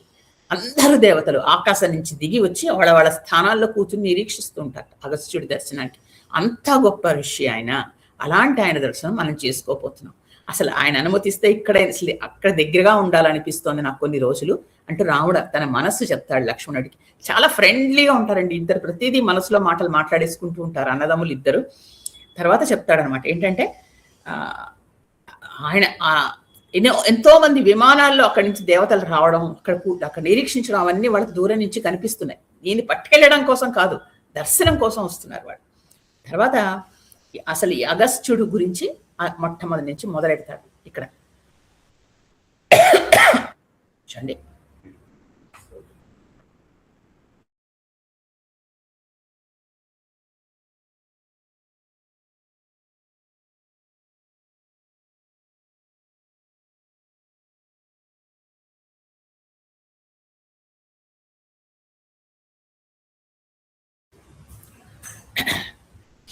అగస్త్యుడు అగం స్తంభయతీతి అగస్త్య అంటారు. అగం స్తంభయతీతి అగస్త్య అంటే ఒక పర్వతాన్ని ఆపేశాడు ఆయన. పర్వతాన్ని ఆపడం ఏంటి ఇది అంటే దాని గురించి అంతా చెప్తూ ఉంటాడు రాముడు లక్ష్మణుడికి. వింధ్య పర్వతం అని ఒక పర్వతం ఉంటుంది మనకి దక్షిణం వైపు, అంటే సౌత్ వైపు. అది ఆ పర్వతానికి ఉన్నట్టుండి ఆ రోజుల్లో పర్వతానికి గమన శక్తి ఉండేది. పర్వతం అటు ఇటు తిరిగేది, దానికి రెక్కలు ఉండేవి, అటు మధ్య మధ్యలో పెరుగుతూ ఉండేది. అలాగా ఆ పర్వతానికి పెరిగే శక్తి వచ్చి అలా పొడుగు పెరగడం మొదలెట్టింది. ఎంత పొడుగు అంటే అంతూ లేకుండా ఆకాశాన్ని అంతే ఎత్తు పెరిగిపోయింది. అలా పెరిగిపోతే పర్వతం అంటే ఏదో చిన్నగా ఇలా ఉండదు కదా, చాలా పెద్దది. అట్నుంచి ఇటు వచ్చే వాళ్ళకి, ఇటు నుంచి అటు వెళ్ళే వాళ్ళకి ఎంత ఇబ్బంది అయిపోతుందండి. అసలు వెళ్ళడం కష్టం కదా, అది అంత లెక్కలేరు జనాలు ఎవరు. ఇప్పుడు చాలా ఇబ్బంది అయిపోతే వీళ్ళందరూ వెళ్ళి అడిగారు. అంటే అప్పుడు సొరంగాలు చేసుకోవడం ఇలాంటివి కాదు, పర్వతం నుంచి ఎక్కి దిగి వెళ్ళిపోతూ ఉండేవారు. అందరూ కలిసి అక్కడ చుట్టుపక్కల వాళ్ళు అగస్త్యుడికి చెప్పారట. అగస్త్యుడు అప్పుడు ఆ రోజుల్లో నార్త్ ఇండియా వైపు ఉండేవాడు. స్వామి మాకు అటువైపు వెళ్ళడానికి ఇటువైపు రావడానికి అవ్వట్లేదు, మాకు ఏదైనా చెప్పండి, మీరు బాగా ఇలాంటివన్నీ మీకు తెలుసు, మీరు మీ తపశక్తితో చేయడం లేక వింధ్య పర్వతానికి చెప్పడమో చేయండి. ఇప్పుడు అగస్త్యుడు స్వయంగా వింధ్య పర్వతం దగ్గరికి వచ్చాడు. ఆయన్ని చూడగానే ఆయన ఎవరో తెలుసు, ఆయన వింధ్య పర్వతానికి. వెంటనే తల వంచి నమస్కరించి చిన్నగా అయిపోయింది, వచ్చి ఆయన కాళ్ళకి నమస్కారం చేసింది. అంటే హిమాలయం, మరి ఇప్పుడు హిమవత్ పర్వతానికి మరి పార్వతీదేవి పుట్టలేదండి, అలాగా వాటికి కూడా అలాగ ఉండేవి ఆ తపశక్తులు అవన్నీ. వచ్చి వెంటనే ఆయన అడిగట అగస్త్యుడు, వింధ్య పర్వతమా, నేను అటువైపు దక్షిణం వైపు వెళుతున్నాను, నాకు కొంచెం పని మీద వెళుతున్నాను, అందుకని నేను చివరకు ఇలా తగ్గి ఉండు, ఎందుకంటే అంత పొడుగ్గా ఉంటే కష్టం కదా వెళ్ళడం, అందుకని కొంచెం తగ్గి ఉండు, నేను మళ్ళీ వస్తాను అంటే వెంటనే స్వామి మీరు ఎలా చెప్తే అలాగే, మీరు వచ్చే వరకు నేను ఇలాగే పొట్టిగానే ఉంటాను అని అలా ఉండిపోయింది. వెంటనే ఆ పర్వతాన్ని ఎక్కి దిగి అటువైపు అగస్త్యుడు వెళ్ళి అక్కడే ఆశ్రమం నిర్మించుకున్నాడు. ఇంక ఇటువైపు రావడం మానేశాడు. వింధ్య పర్వతం ఆయన ఇచ్చిన మాట ప్రకారం అలా పొట్టిగానే ఉండిపోయింది. అంటే అంత గొప్పవాడు, ఒక కథలని ఒక పర్వతాన్ని స్తంభింపచేశాడు, అంత గొప్పవాడు అని చెప్పాడు. అటువైపు వెళ్ళిన తర్వాత ఏమైందిట, పార్వతీ పరమేశ్వర కళ్యాణం అయిందండి. అయితే మొత్తం ఋషులు, ఎక్కడున్న మహా ఋషులందరూ కళ్యాణానికి వచ్చేసారు. ఎటువైపు వచ్చారు, హిమవత్ పర్వతం అంటే నార్త్ ఇండియా వైపు వచ్చేసారు. అటువైపు అంటే మనకి సౌత్ ఇండియాలో కూడా అనేక మంది ఋషులు ఉండేవారు. ఒక్క ఋషి అంటే వాళ్ళ తపశక్తితో వాళ్ళు అక్కడ ఉంటే ఆ స్థలానికి అలా ఉంటుంది కదండి. ఇంతమంది ఇటువైపు వచ్చేసరికి భూమి ఇటువైపు కుంగిపోవడం మొదలెట్టింది. అంటే చూడండి, ఒకవైపు ఇలా వెళ్ళిపోతే మనం ఫ్లైట్ లో వెళుతూ ఉంటాం, ఏదో చూస్తే అన్ని, మీకు ఎప్పుడైనా గమనించారా, ఒక విండో వైపు అందరూ వెళ్ళిపోతే ఇలా కొంచెం వంగుతుంది కూడా. అలాగా మొత్తం ఋషుల్లో ఉండే ఆ శక్తితోటి అందరూ ఋషులు మునులు అందరూ ఎటువైపు వెళ్ళేసరికి భూమి అటువైపు కుంగిపోతుంది. ఇప్పుడు ఎలాగా అంటే అగస్త్యుడు ఒక్కడు అటువైపు నిలబడి భూమిని మళ్ళా కరెక్ట్ చేశాడు. అతని తపశక్తితో. అంత బరువు ఉన్నాడా, కాదు, తపశక్తి అలాంటిది అని ఇవన్నీ రాముడు చెప్తున్నాడు లక్ష్మణుడికి. ఇంకొకసారి ఏమైంది, రాక్షసులు, చాలా మంది రాక్షసులు ఏం చేశారు, దేవతలు రాక్షసులు యుద్ధాలు అవుతూనే ఉంటాయి కదా, వాళ్ళ యుద్ధం అయి వీళ్ళు వెంబడబడి తరుముతున్నారు వాళ్ళని గెలవడం కోసం. అందరూ వెళ్ళి సముద్రం అడుగున దక్కున్నారు, దొరకట్లేదు, చాలా లోతుకు వెళ్ళి కూర్చున్నారు. ఇప్పుడు వెంటనే వీళ్ళు అగస్త్యుడిని అడిగారు, అక్కడే ఉన్నాడు అగస్త్యాస్త్రము. అగస్త్యుడిని అడిగేసరికి అగస్త్యుడు అక్కడికి వచ్చి ఆయన భగవంతుడిని తలుచుకుని కాసేపు కళ్ళు మూసుకుని ధ్యానం చేసి ఇలా సముద్రంలో నీళ్లు కమండలంలో తీసుకుని చేతిలో ఇలా వేసుకున్నట్టండి, వేసుకుని ఇలా తీసుకున్నాడు. అలా తీసుకోవడం అంటే ఈయన తీసుకునేది కొద్ది నీళ్లే, ఆ తీసుకోవడంతో ఏమైందంటే మొత్తం సముద్రం అంతా ఆయనలోకి వెళ్ళిపోయి సముద్రం ఇంకిపోయింది, అక్కడికి సముద్రం లేదు. రాక్షసులందరూ పైన తేలిపోయారు. వెంటనే అప్పుడు వీళ్ళు దేవతలు వాళ్ళని యుద్ధం చేశారు. తర్వాత మళ్ళీ ఆయన మహిమ వల్ల మన సముద్రంలో నీళ్ళు వచ్చాయి. అంటే అంత సముద్రాన్ని ఒక్కసారి అవపోసన పట్టగల శక్తి ఉంది ఆయనకి, అగస్త్యుడికి. అలాంటి గొప్పవాడు. ఇంకొకసారి ఏమైంది, ఇన్ని కథలు చెప్పాడు ఆయన రాముడు లక్ష్మణుడికి. ఒక్కసారి ఇద్దరు రాక్షసులు ఉన్నారు. ఒక ఆయన పేరు వాతాపి, ఇంకొక ఆయన పేరు ఇల్వలుడు. వాళ్ళిద్దరు అన్నదమ్ములు. ఇల్వలుడు పెద్దవాడు, వాతాపి తమ్ముడు. వీళ్ళు ఏం చేసేవారు, వీళ్ళకి రాక్షసులను చంపాలి, శస్త్రాలు వాడకూడదు, అస్త్రాలు వాడకూడదు, తేలిగ్గా చంపాలి. ఎలాగా ఆలోచన వేశారు. ఈ వాతాపికి ఒక వరం ఉంది, వాడిని ఏం చేసి ముక్కలు చేసి ఖండించినా సరే వాడు మళ్ళీ అతుక్కుపోగలడు. ఒక ఏదో మంత్రం ఉంది, వాడికి అది చదివితే వాడు చదవక్కర్లేదు, దాంతో వాడు ఏం చేస్తారంటే అతుక్కుపోయి మళ్ళా వాడి రాక్షస రూపం వాడికి వచ్చేస్తుంది. దీన్ని వాళ్ళు వాడుకుంటున్నారు. వాళ్ళు ఏం చేశారు, ఈ ఇల్వలుడు ఏం చేశాడంటే వాతాపిని ఒక జంతువు కింద మార్చేశాడు. అంటే ఒక మేక కింద మార్చాడు. మేక కింద మార్చి ఏం చేసేవాడు, పక్కన ఎవరైనా ఋషులు తపస్సు చేసుకుంటుంటే వెళ్ళి వాళ్ళ దగ్గర నమస్కరించి, స్వామి ఈరోజు నేను మా ఇంట్లో శ్రాద్ధం జరుగుతోంది అంటే తద్దినం, అందువల్ల దానికి మీరు ఒక భోక్తగా రండి అని ఆహ్వానించేవాడు. ఆ రోజుల్లో కొన్ని నియమాలు ఉండేవి. మనం ఎప్పటి విషయం చెప్తున్నాం, త్రేతాయుగం, అది మర్చిపోకండి. ఈ యుగం కాదు, త్రేతాయుగంలో అప్పటికి ఇప్పటికి మార్పులు వచ్చి నాకు మీరు ఎట్టి పరిస్థితుల్లో మా ఇంట్లో ఈరోజు అలా భోక్తగా అంటే వచ్చి కూర్చుని ఆ తద్దినం జరుగుతున్నంతసేపు ఉండి అక్కడ భోజనం చేసి వాళ్ళు పెట్టింది రావాలి, నన్ను మీరు రండి అని ప్రార్థించాలి. అలా భోక్తగా పిలిస్తే వెళ్ళి తీరాలి. సరే, వాళ్ళు వచ్చేవారు. ఆ రోజుల్లో త్రేతాయుగంలో ఏంటంటే బ్రాహ్మణులకి ఇలా శ్రాద్ధం రోజు జంతు మాంసం కూడా ఇచ్చేవారు, ఇస్తే తినేవారు వాళ్ళు. అలాగా అది ఆ రోజుల్లో త్రేతాయుగంలో ఉండేది. కాబట్టి ఏం చేసేవాడు, ఈ మేకలాగా ఉన్నాడుగా మరి వాతాపి, వీడిని ఏం చేసేవారంటే వాడిని మొక్కలుగా చేసేసి వాడితో మాంసం వండి ఆ బ్రాహ్మణుడికి పెట్టేవాడు. ఆ బ్రాహ్మణుడు తిన్న తర్వాత అతను కూర్చోగానే వెంటనే వాతాపి వచ్చేసేయ్ అని పిలిచేవాడు. ఇల్వలుడు పిలవగానే ఈ కడుపులో ఉన్నవాడు బతికి ఈ ముని పొట్ట చీల్చుకుని బయటకు వచ్చేవాడు, ఈ ముని చచ్చిపోయేవాడు. ఇలాగనమాట. అది వాళ్ళకు ఒక సరదా తమాషా. ఈ విధంగా అనేక మంది రాక్షసుల్ని వాళ్ళు చంపేస్తుంటేవారు. ఈ విషయం అగస్త్యుడికి తెలిసింది. అందుకని దాన్ని మనం ఎలా మామూలుగా చేస్తే వీడిని ఇలా కాదు చంపడం అనేసి వెంటనే ఏం చేశాడంటే తను కూడా ఏమీ తెలియకుండా వచ్చేవాడు. కాకపోతే వాడి దగ్గర విపరీతమైన ధనం సంపాదించాడు, అందరినీ దోచుకోవడం, డబ్బు ఇలా అది కూడా ఉండేది వాడి దగ్గర. అగస్త్యుడు వచ్చాడు. అగస్త్యుడిని చూడగానే ఆహా, నాకు ఒక మంచి బ్రాహ్మణుడు దొరికాడు, ఇంకా ఇతని పని చెప్తాను నేనని మళ్ళా అతన్ని మేకగా మార్చాడు. వాతాపిని వండి అగస్త్యుడికి పెట్టాడు. అగస్త్యుడు భోజనం చేసి తెలుసు జరిగిందంతా ఆయన గ్రహించి వెంటనే ఇలా పొట్ట మీద చేసుకుని జీర్ణం వాతాపి జీర్ణం అన్నట్టు అనేసరికి లోపల ఉన్న వాతాపి జీర్ణం అయిపోయాడు. వెంటనే ఆయన ఏం చేశాడంటే, ఇల్వలుడికి తెలియదు ఈ విషయం. వాతాపి వచ్చే బయటికి అన్నాడు ఎప్పట్లాగా. అంటే ఈయన పొట్ట చూసుకొని వస్తాడని. రాలేదు. మళ్ళా వెళ్ళి వాతాపి బయటికి రా బయటికి రా అని అరుస్తున్నాడు. అంటే అప్పుడు అగస్త్యుడు చెప్పాడు, ఇంకెక్కడ వాతాపి, ఎప్పుడో జీర్ణం అయిపోయాడు, నా పొట్టలో లేడు ఇక్కడ. చాలా భయం వేసింది. ఎలా జీర్ణం అయిపోయాడు, వాడికి మంత్రశక్తి ఉంది అంటే ఏ మంత్రశక్తి లేదు, నేను జీర్ణం చేసేసుకున్నాను అన్నాడు. అనేసరికి కోపంగా అగస్త్యుడిని చంపడానికి ఈ ఇల్వలుడు మీదికి పరిగెడితే వెంటనే ఆయన గట్టిగా హూంకరించాడు. హూంకరించేసరికి అక్కడికక్కడ భస్మం అయిపోయాడు ఇల్వలుడు. అంత శక్తి అగస్త్యుడికి. ఈ జీర్ణం వాతాపి జీర్ణం అనేది మనకు తర్వాత తల్లులు పిల్లలకి పాలు పట్టి కూడా ఇలా పొట్ట మీద రాసి అంటూ ఉంటారు, జీర్ణం వాతాపి జీర్ణం. అంటే ఏంటంటే వాళ్ళు తాగిన పాలు వాళ్ళకి అరగాలి, పసివాళ్ళు. అదొకటి, అది మనకి నేర్చుకున్నవి ఇలాగే అనమాట. సరే, ఇక్కడ ఏమైందంటే వెంటనే అంత గొప్పవాడు. ఇంకా అన్నిటికంటే ముఖ్యమైనది ఏంటో తెలుసా అండి, ఆయన భార్య గురించి మనం లలితా సహస్రనామంలో చదువుకున్నాం. లోపాముద్రార్చిత. అమ్మ నామం గుర్తొచ్చిందా మీకు? అమ్మవారి నామం. నాకు చాలా ఎమోషనల్ అయిపోతాను, ఎందుకంటే ఎంత గొప్పది లోపాముద్ర. ఒక క్షత్రియ కన్య ఆవిడ. ఆవిడ్ని ఏరి కోరి వరించి తెచ్చుకున్నాడు అగస్త్యుడు. తెచ్చుకుంటే ఆవిడ ఆ రోజుల్లో చాలా సహజం అండి, ఋషులు క్షత్రియ కన్యల్ని పెళ్లి చేసుకునేవారు. వాళ్ళన్నీ త్యాగం చేసి వాళ్ళ భోగాలు విలాసాలు వదిలేసి ఋషుల భార్యలుగా పేర్లు తెచ్చుకున్నారు. అలా తెచ్చుకున్న వాళ్ళలో లోపాముద్ర చాలా పతివ్రత ఆవిడ. అన్నీ చేసేది ఆవిడ. ఈయనకి ఏది కావాలంటే అది అన్నీ చేస్తూ ఉంటే ఈయన దగ్గర నేర్చుకుంది ఆవిడ. అసలు అంటే మరి ఆవిడకి తెలియదు, ఆవిడ పుట్టుకతో ఆవిడ ఏమీ రాలేదు. తర్వాత వేదాలు అవి నేర్చుకునే అవకాశం లేదు. ఈయన పెళ్ళైన తర్వాత ఈయన అనుసరించి అన్ని నేర్చుకుంది, వేదాలు అవన్నీ నేర్చుకుని ఆయన ఋగ్వేదం ఆయనకి, అంటే ఇప్పుడు వేదాలన్నీ మనం భగవంతుడు చెప్పినవే కదండి.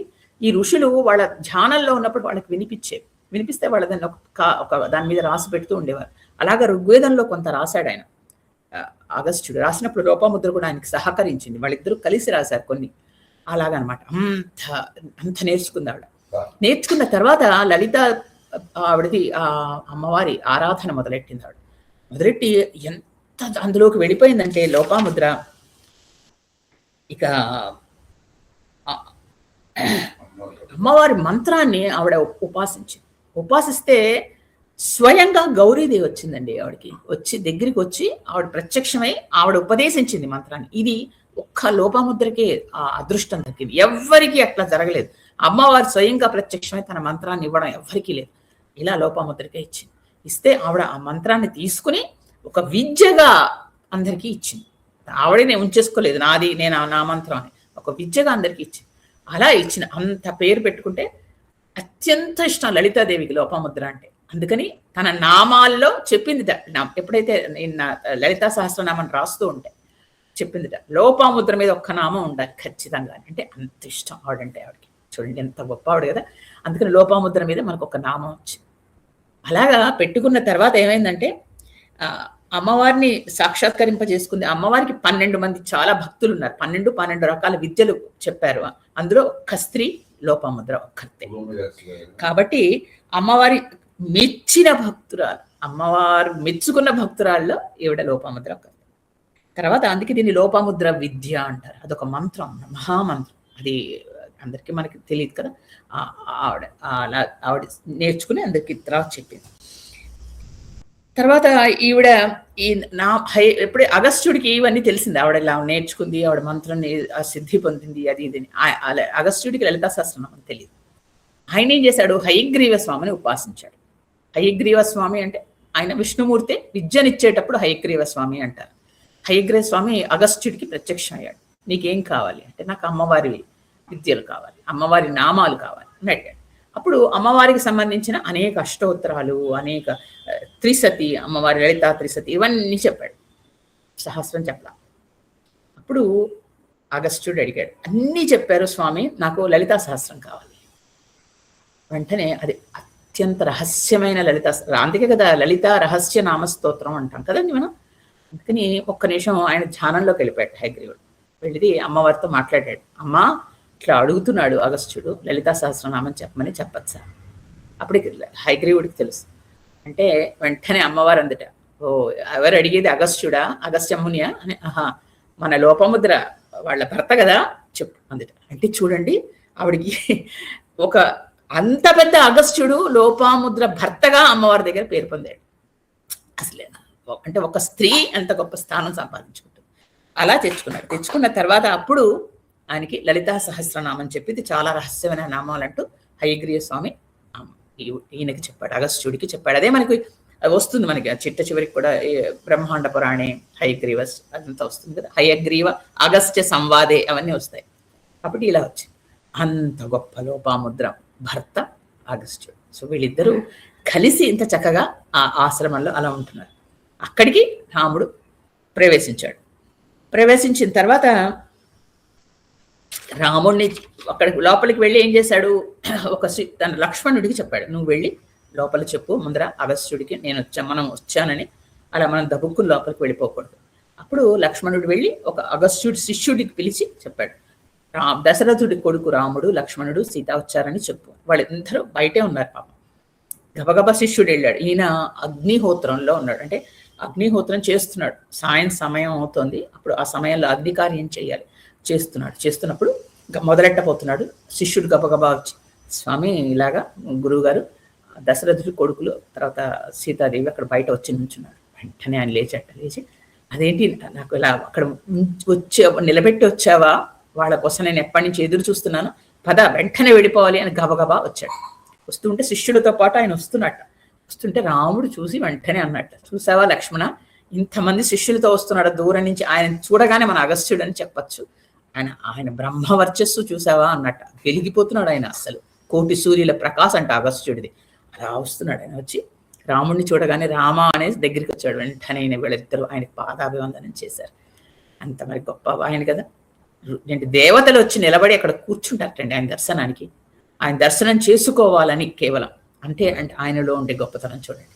అలాంటి వాడికి నమస్కారం చేసేసరికి వెంటనే లోపలికి తీసుకెళ్ళి, నీకు నేను అతిథి సత్కారాలు చేయాలి ముందర అని ఆయనకి కూర్చోబెట్టి పువ్వులతో, ఆయన అతిథివి నువ్వు నాకు అంటూ పువ్వులతో ఆయనకి అన్ని ఇచ్చి అర్ఘ్యం అది ఇచ్చి పువ్వులతో పూజ చేసి అప్పుడు చెప్పట, మీరు ఒక్క నిమిషం నేను వెళ్ళి నా అగ్ని కార్యం పూర్తి చేసుకుని వస్తాను, అలా మధ్యలో ఆపకూడదు. అది ఏంటంటే అగ్ని కార్యం చేసిన తర్వాత మళ్ళీ అతిథి సత్కారం కూడా చేయాలి. రెండు చేయాలి, ఒకటి తర్వాత ఒకటి చెప్పి అప్పుడు మళ్ళా వెళ్ళి అగ్ని కార్యం పూర్తి చేసుకొచ్చి ఆయనకి పళ్ళు అవన్నీ ఈయనకి ఇచ్చాడు తినడానికి. అంటే అప్పుడు రాత్రి సమయం అయింది కాబట్టి. ఇక్కడ చెప్తారు పెద్దవాళ్ళు ఏంటంటే, అగస్త్యుడికి తెలీదా, అగస్త్యుడు నిజానికి ఎదురు చూస్తున్నాడు. ఇప్పుడు ఎందుకు అనేది నేను చెప్తాను. రాముడి కోసం అలా ఎదురు చూస్తున్నాడు చిత్రకూటానికి వచ్చినప్పటి నుంచి. అలాంటిది రాముడు వచ్చాడు అంటే ఆయనకి తెలుసు శ్రీమన్నారాయణుడు వచ్చాడు. శ్రీమన్నారాయణుడు ఇంటికి వస్తే రండి కూర్చోండి అని ఆయన వచ్చి మనకి నమస్కారం చేస్తుంటే ఇలా అని అనలేడు కదా. ఆయనకి ఈయన పూజ చేయాలనిపిస్తుంది. అందుకని నువ్వు నా ప్రియ అతిథివి, నువ్వు నా ప్రియమైన అతిథివి అంటూ కూర్చోబెట్టి, అతిథులు కదా నీకు అతిథి సత్కారం చేయాలంటూ ఆయన పువ్వులతో పూజ చేశాడు. ఆ విధంగా ఆయన కోరికను తీర్చుకున్నాడు చూడండి. అంటే వదలలేడు. ఇంత మంచి అవకాశం వస్తే ఎవరైనా ఎలా వదులుతారు, అందులో ఋషులు లాంటి కదా. కాబట్టి ఆ విధంగా చూపించి అప్పుడు లోపలికి తీసుకెళ్ళి ఆయనకి అన్ని పెట్టాడు. పొద్దున్నే మళ్ళీ ఆ రోజు రాత్రి విశ్రాంతి తీసుకున్నారు. పొద్దున్నే లేచి వాళ్ళు చెప్పారు, ఇట్లా మేము ఇలా వెళ్ళదలుచుకున్నాను, నాకు ఒక మంచి ఉండేందుకు ఒక మంచి స్థలం చూపించాడు, మీరు ఎక్కడ ఉండమంటే నేను అక్కడ ఉంటాను. అంటే ఇంతమంది ఋషుల ఒకళ్ళ తర్వాత ఒకళ్ళు రాముణ్ణి చిట్ట చివరికి అగస్త్యుడి దగ్గరికి పంపించారు. అప్పుడు అగస్త్యుడు అన్నాడు, అసలు నిజానికి ఇక్కడే ఉండిపోవచ్చు. ఆయన కూడా అన్నాడండి ఆ మాట. అంటే ఎవరికి వాళ్ళకి రాముడిని వదలాలని లేదు, ఇక్కడే ఉండిపోవచ్చు కదా అంటే ఆయన అన్నాడు, రాముడు లేదు నేను వెళతాను. ఇప్పుడు చెప్పట మొట్టమొదటి ఆయన చెప్పేది సీత గురించి చెప్పాడు. సీత చాలా అనసూయ లాంటి పతివ్రత, నీ కోసం అన్నీ వదిలేసుకుని వచ్చింది. చాలా సుకుమారురాలు, ఆవిడని జాగ్రత్తగా చూసుకో, ఆవిడని కష్టపెట్టకు, ఆవిడికి అడిగిందల్లా ఇవ్వు. వీటన్నిటి వెనకాతల అర్థాలు నేను తర్వాత చెప్తాను. అడిగిందల్లా ఇవ్వు, ఆవిడికి నువ్వు ఎలాంటి కష్టం పెట్టకు. నేను ధ్యానంలో తపస్సులో ఉన్నప్పుడు అర్థమైంది, నువ్వు నీ మనస్సులో ఏముందో, నువ్వు ఎందుకు వచ్చావో, ఏం చేయదలుచుకున్నావో నాకు అన్నీ అర్థమయ్యాయి రామా. కాబట్టి నువ్వు చెప్పాను కదా, నా ప్రియమైన అతిథివి నువ్వు, నీకు అతిథి సత్కారాలు నాకు హాయిగా చేసుకున్నాను నిన్న. ఈరోజు నీకు నేను ఒక చిన్న కానుకిస్తాను, అక్కడ కూర్చోని ఆయన కూర్చోబెట్టి మనసులో ధ్యానం చేశాడు. చేసేసరికి ఆయనకి చేతిలోకి ఒక పెద్ద ధనుస్సు వచ్చింది. అది ఎప్పటి ధనుస్సో తెలుసా? ఇది విష్ణుమూర్తి ధనుస్సు, వైష్ణవ ధనుస్సు. ఇది నేను నీకు ఇస్తున్నాను అని చెప్పాడు. ఇప్పుడు మనకి అనుమానం వస్తుంది, ఈ విష్ణు చాపం పరశురాముడు చేతుల్లోంచి అప్పుడు తీసేసుకున్నాడుగా రాముడు, మరి ఇక్కడికి ఎలా వచ్చింది? కరెక్ట్. అప్పుడు పరశురాముడు ఏం చేశాడు? ఇదిగో విష్ణు శాపం, నువ్వు శివధనుస్సుని ఎక్కుపెట్టావు, బానే ఉంది, కావాలంటే ఇదిగో ఇది ఎక్కుపెట్టు చూడు అంటూ పరశురాముడు వచ్చి రాముడికి ఇచ్చాడు. బాలకాండలో గుర్తుందా మీకు? అప్పుడు ఏం చేశాడు ఆయన? దాన్ని పట్టుకుని తీసుకున్నాడు, దాన్ని ఎక్కుపెట్టాడు. పెడితే అప్పుడు పరశురాముడి ఆయనలో ఉండే తేజస్సు కూడా ఆయనలో ప్రవేశించిన తర్వాత అప్పుడు నువ్వు ఇద్దరు రాములు ఈ భూమి మీద ఉండడం కుదరదు, నువ్వు ఇక నువ్వే ఉండి ఇది నీ అవతారం, నేను వెళ్ళిపోతున్నాను అన్నాడు. అని ఆ ధనుస్సుని ఏం చేశాడు? అప్పుడు రాముడు ఏం చేశాడంటే వరుణ దేవుడికి ఇచ్చేశాడు. తన దగ్గర ఉంచుకోలేదు, అది వరుణ దేవుడికి ఇచ్చేశాడు. అప్పుడు అది వరుణ దేవుడి దగ్గరికి వెళ్ళింది.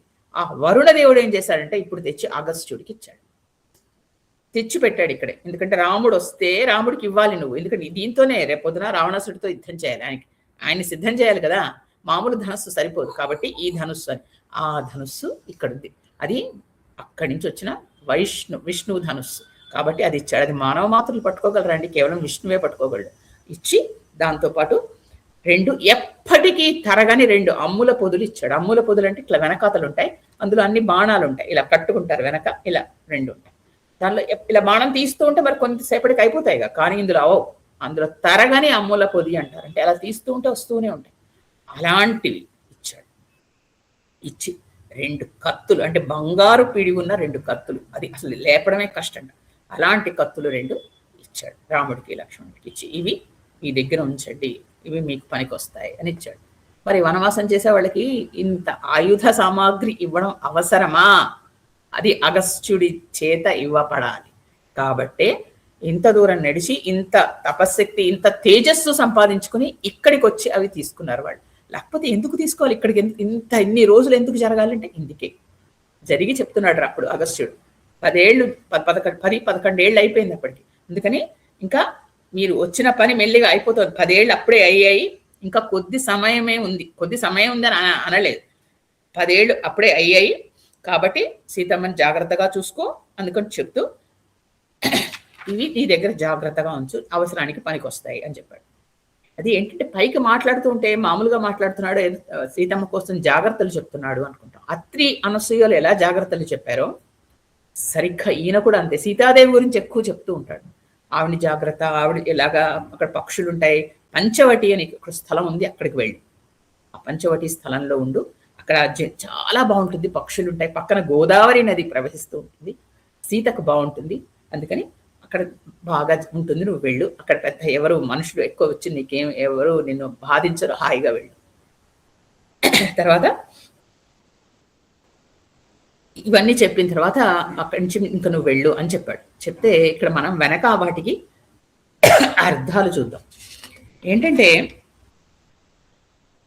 ఫస్ట్ ముందర అన్నాడు నువ్వు ఇక్కడే ఉండు అన్నాడు, తర్వాత లేదు పంచవటికి వెళ్ళు అని చెప్తున్నాడు. అంటే ఇక్కడే ఉంటే రాక్షస సంహారం జరగదు. అగస్త్యుడి దగ్గరే పోనీ నిజంగా రాముడు ఉండిపోయాడు అనుకోండి, నిజంగా రావణాసుడు వచ్చేసరికి చుట్టుపక్కల అనేక మంది ఉంటారు, అప్పుడు సీతను అపహరించగలడా? అవదు.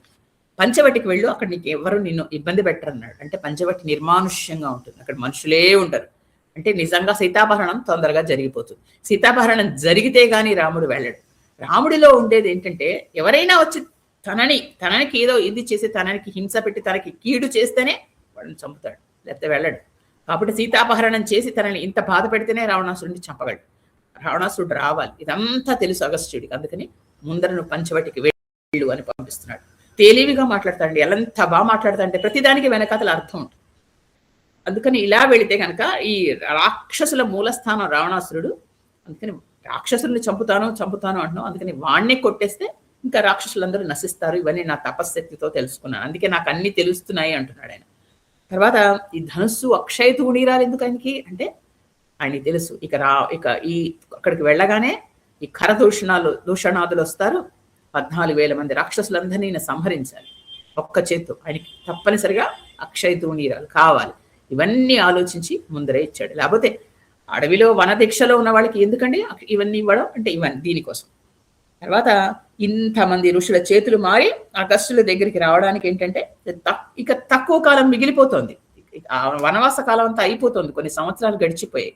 ఇంత తక్కువ కాలంలో అవతార ప్రయోజనం సిద్ధించాలి కాబట్టి ఈ విధంగా అగస్త్యుడు నిర్ణయించాడు. ఇక నారాయణుడిగా అగస్త్యుడిని చూసి, అగస్త్యుడు రాముడిని చూసి పూజ చేస్తే నరుడుగానే అగస్త్యుడికి రాముడు నమస్కరించాడు. చెప్పాను కదా మీకు, రాముడి జీవితంలో ఇలా నలుగురు ఋషులు ఆయన్ని పూర్తిగా మారుస్తారు. మొట్టమొదటిది వశిష్ఠుడు, తర్వాత విశ్వామిత్రుడు, అయితే ఇక్కడ అగస్త్యుడు. ఈయన దగ్గరికి వచ్చాక ఆయన్ని ఏ విధంగా అంటే ఇన్ని అస్త్రశస్త్రాలు ఇవన్నీ ఇచ్చి, తర్వాత మళ్ళా యుద్ధంలో కూడా రావణ యుద్ధంలో ఆయనకి అవసరం అయిన చోట ఈయన అక్కడికి వెళ్ళి ఆయనకు కావలసిన బుద్ధిని శక్తిని ఇస్తాడు. తర్వాత అగస్త్యుడు తర్వాత మనకు తెలుస్తుంది. కాబట్టి జీవితంలో ముఖ్యమైన ఋషుల పాత్ర అంటే వీళ్ళ ముగ్గురు ఎక్కువ రాముడి జీవితంలో చేశారు. తర్వాత ఇక్కడ ఇవన్నీ చేయించిన తర్వాత వాళ్ళు ఈ ఆయుధాలన్నీ ధరించి అక్కడి నుంచి వాళ్ళు బయలుదేరుతారు, రాముడు లక్ష్మణుడు.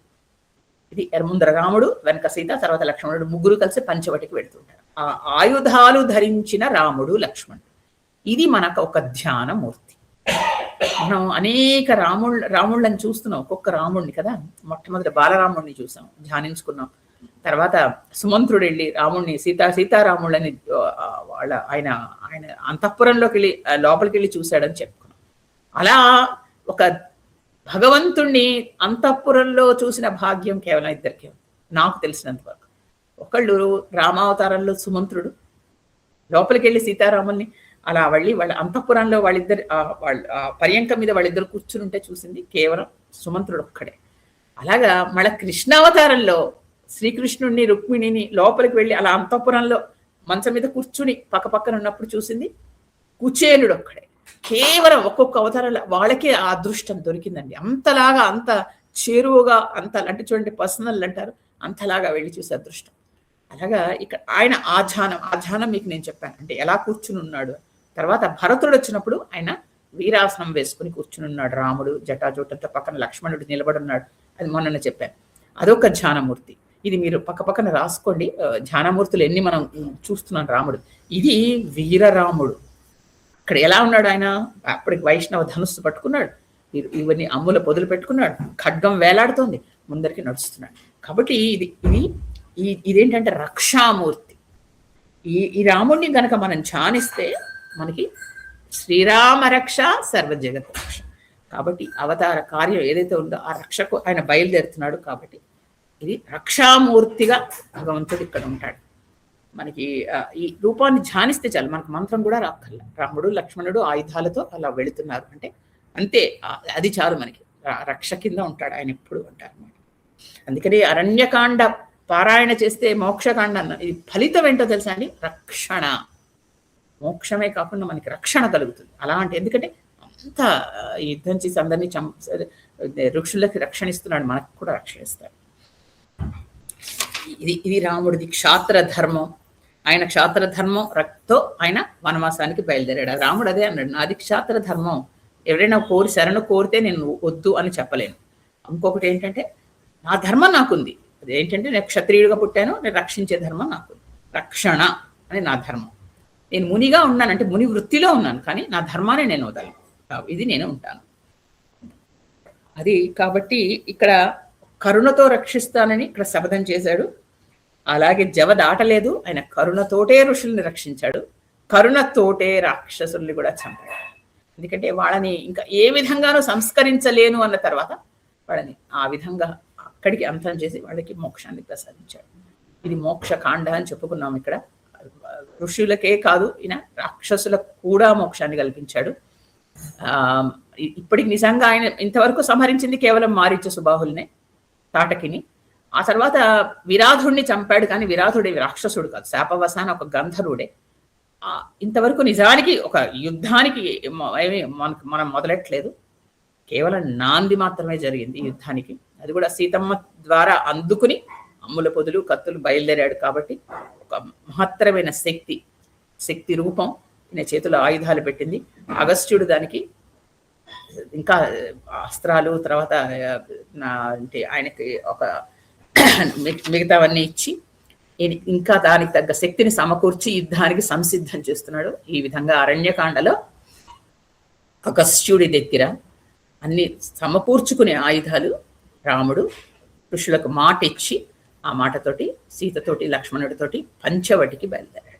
పంచవటి అంటే మన గోదావరి తీరానికి, మన ఆంధ్ర అంటే మన తెలుగు సీమకి ప్రవేశిస్తున్నాడు. అలాంటి సీతారామచంద్రులకి నమస్కారం చేసుకుంటూ స్వస్తి.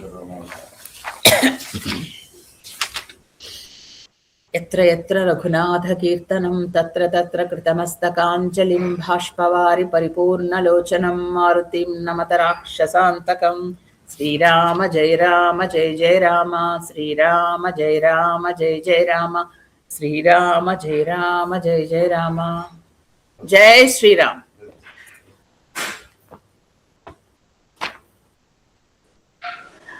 అమ్మా ఎలా ఉన్నారమ్మా? చాలా రోజులు అయిపోయింది. ఇన్ఫెక్షన్ వచ్చింది. చెప్పమ్మా. ఋషుల సంకల్పమే రామజననం. వారు చూపిన బాటలోనే నడిచాడు శ్రీరాముడు. మొదట వశిష్ఠుడు, తర్వాత విశ్వామిత్రుడు, ఇలా ఎందరో ఋషులు రాముడిని తీర్చిదిద్దారు. శరభంగ మహర్షి ఎంతగానో రాముడి కోసం ఎదురు చూస్తున్నాను. ఇంద్రుడు వచ్చినా నేను వెళ్ళలేదు. ఆయన బ్రహ్మలోకం కంటే పరబ్రహ్మ సాన్నిధ్యం కోసమే వేచి చూశానన్నాడు. ఆయన తన పుణ్యకాలాల్ని స్వామికి తారిపోయటానికి ఎదురు చూశాడు. కానీ రాముడు ఒప్పుకోలేదు. తానే సంపాదించుకుంటానన్నాడు. తర్వాత సుతీక్షణ మహర్షి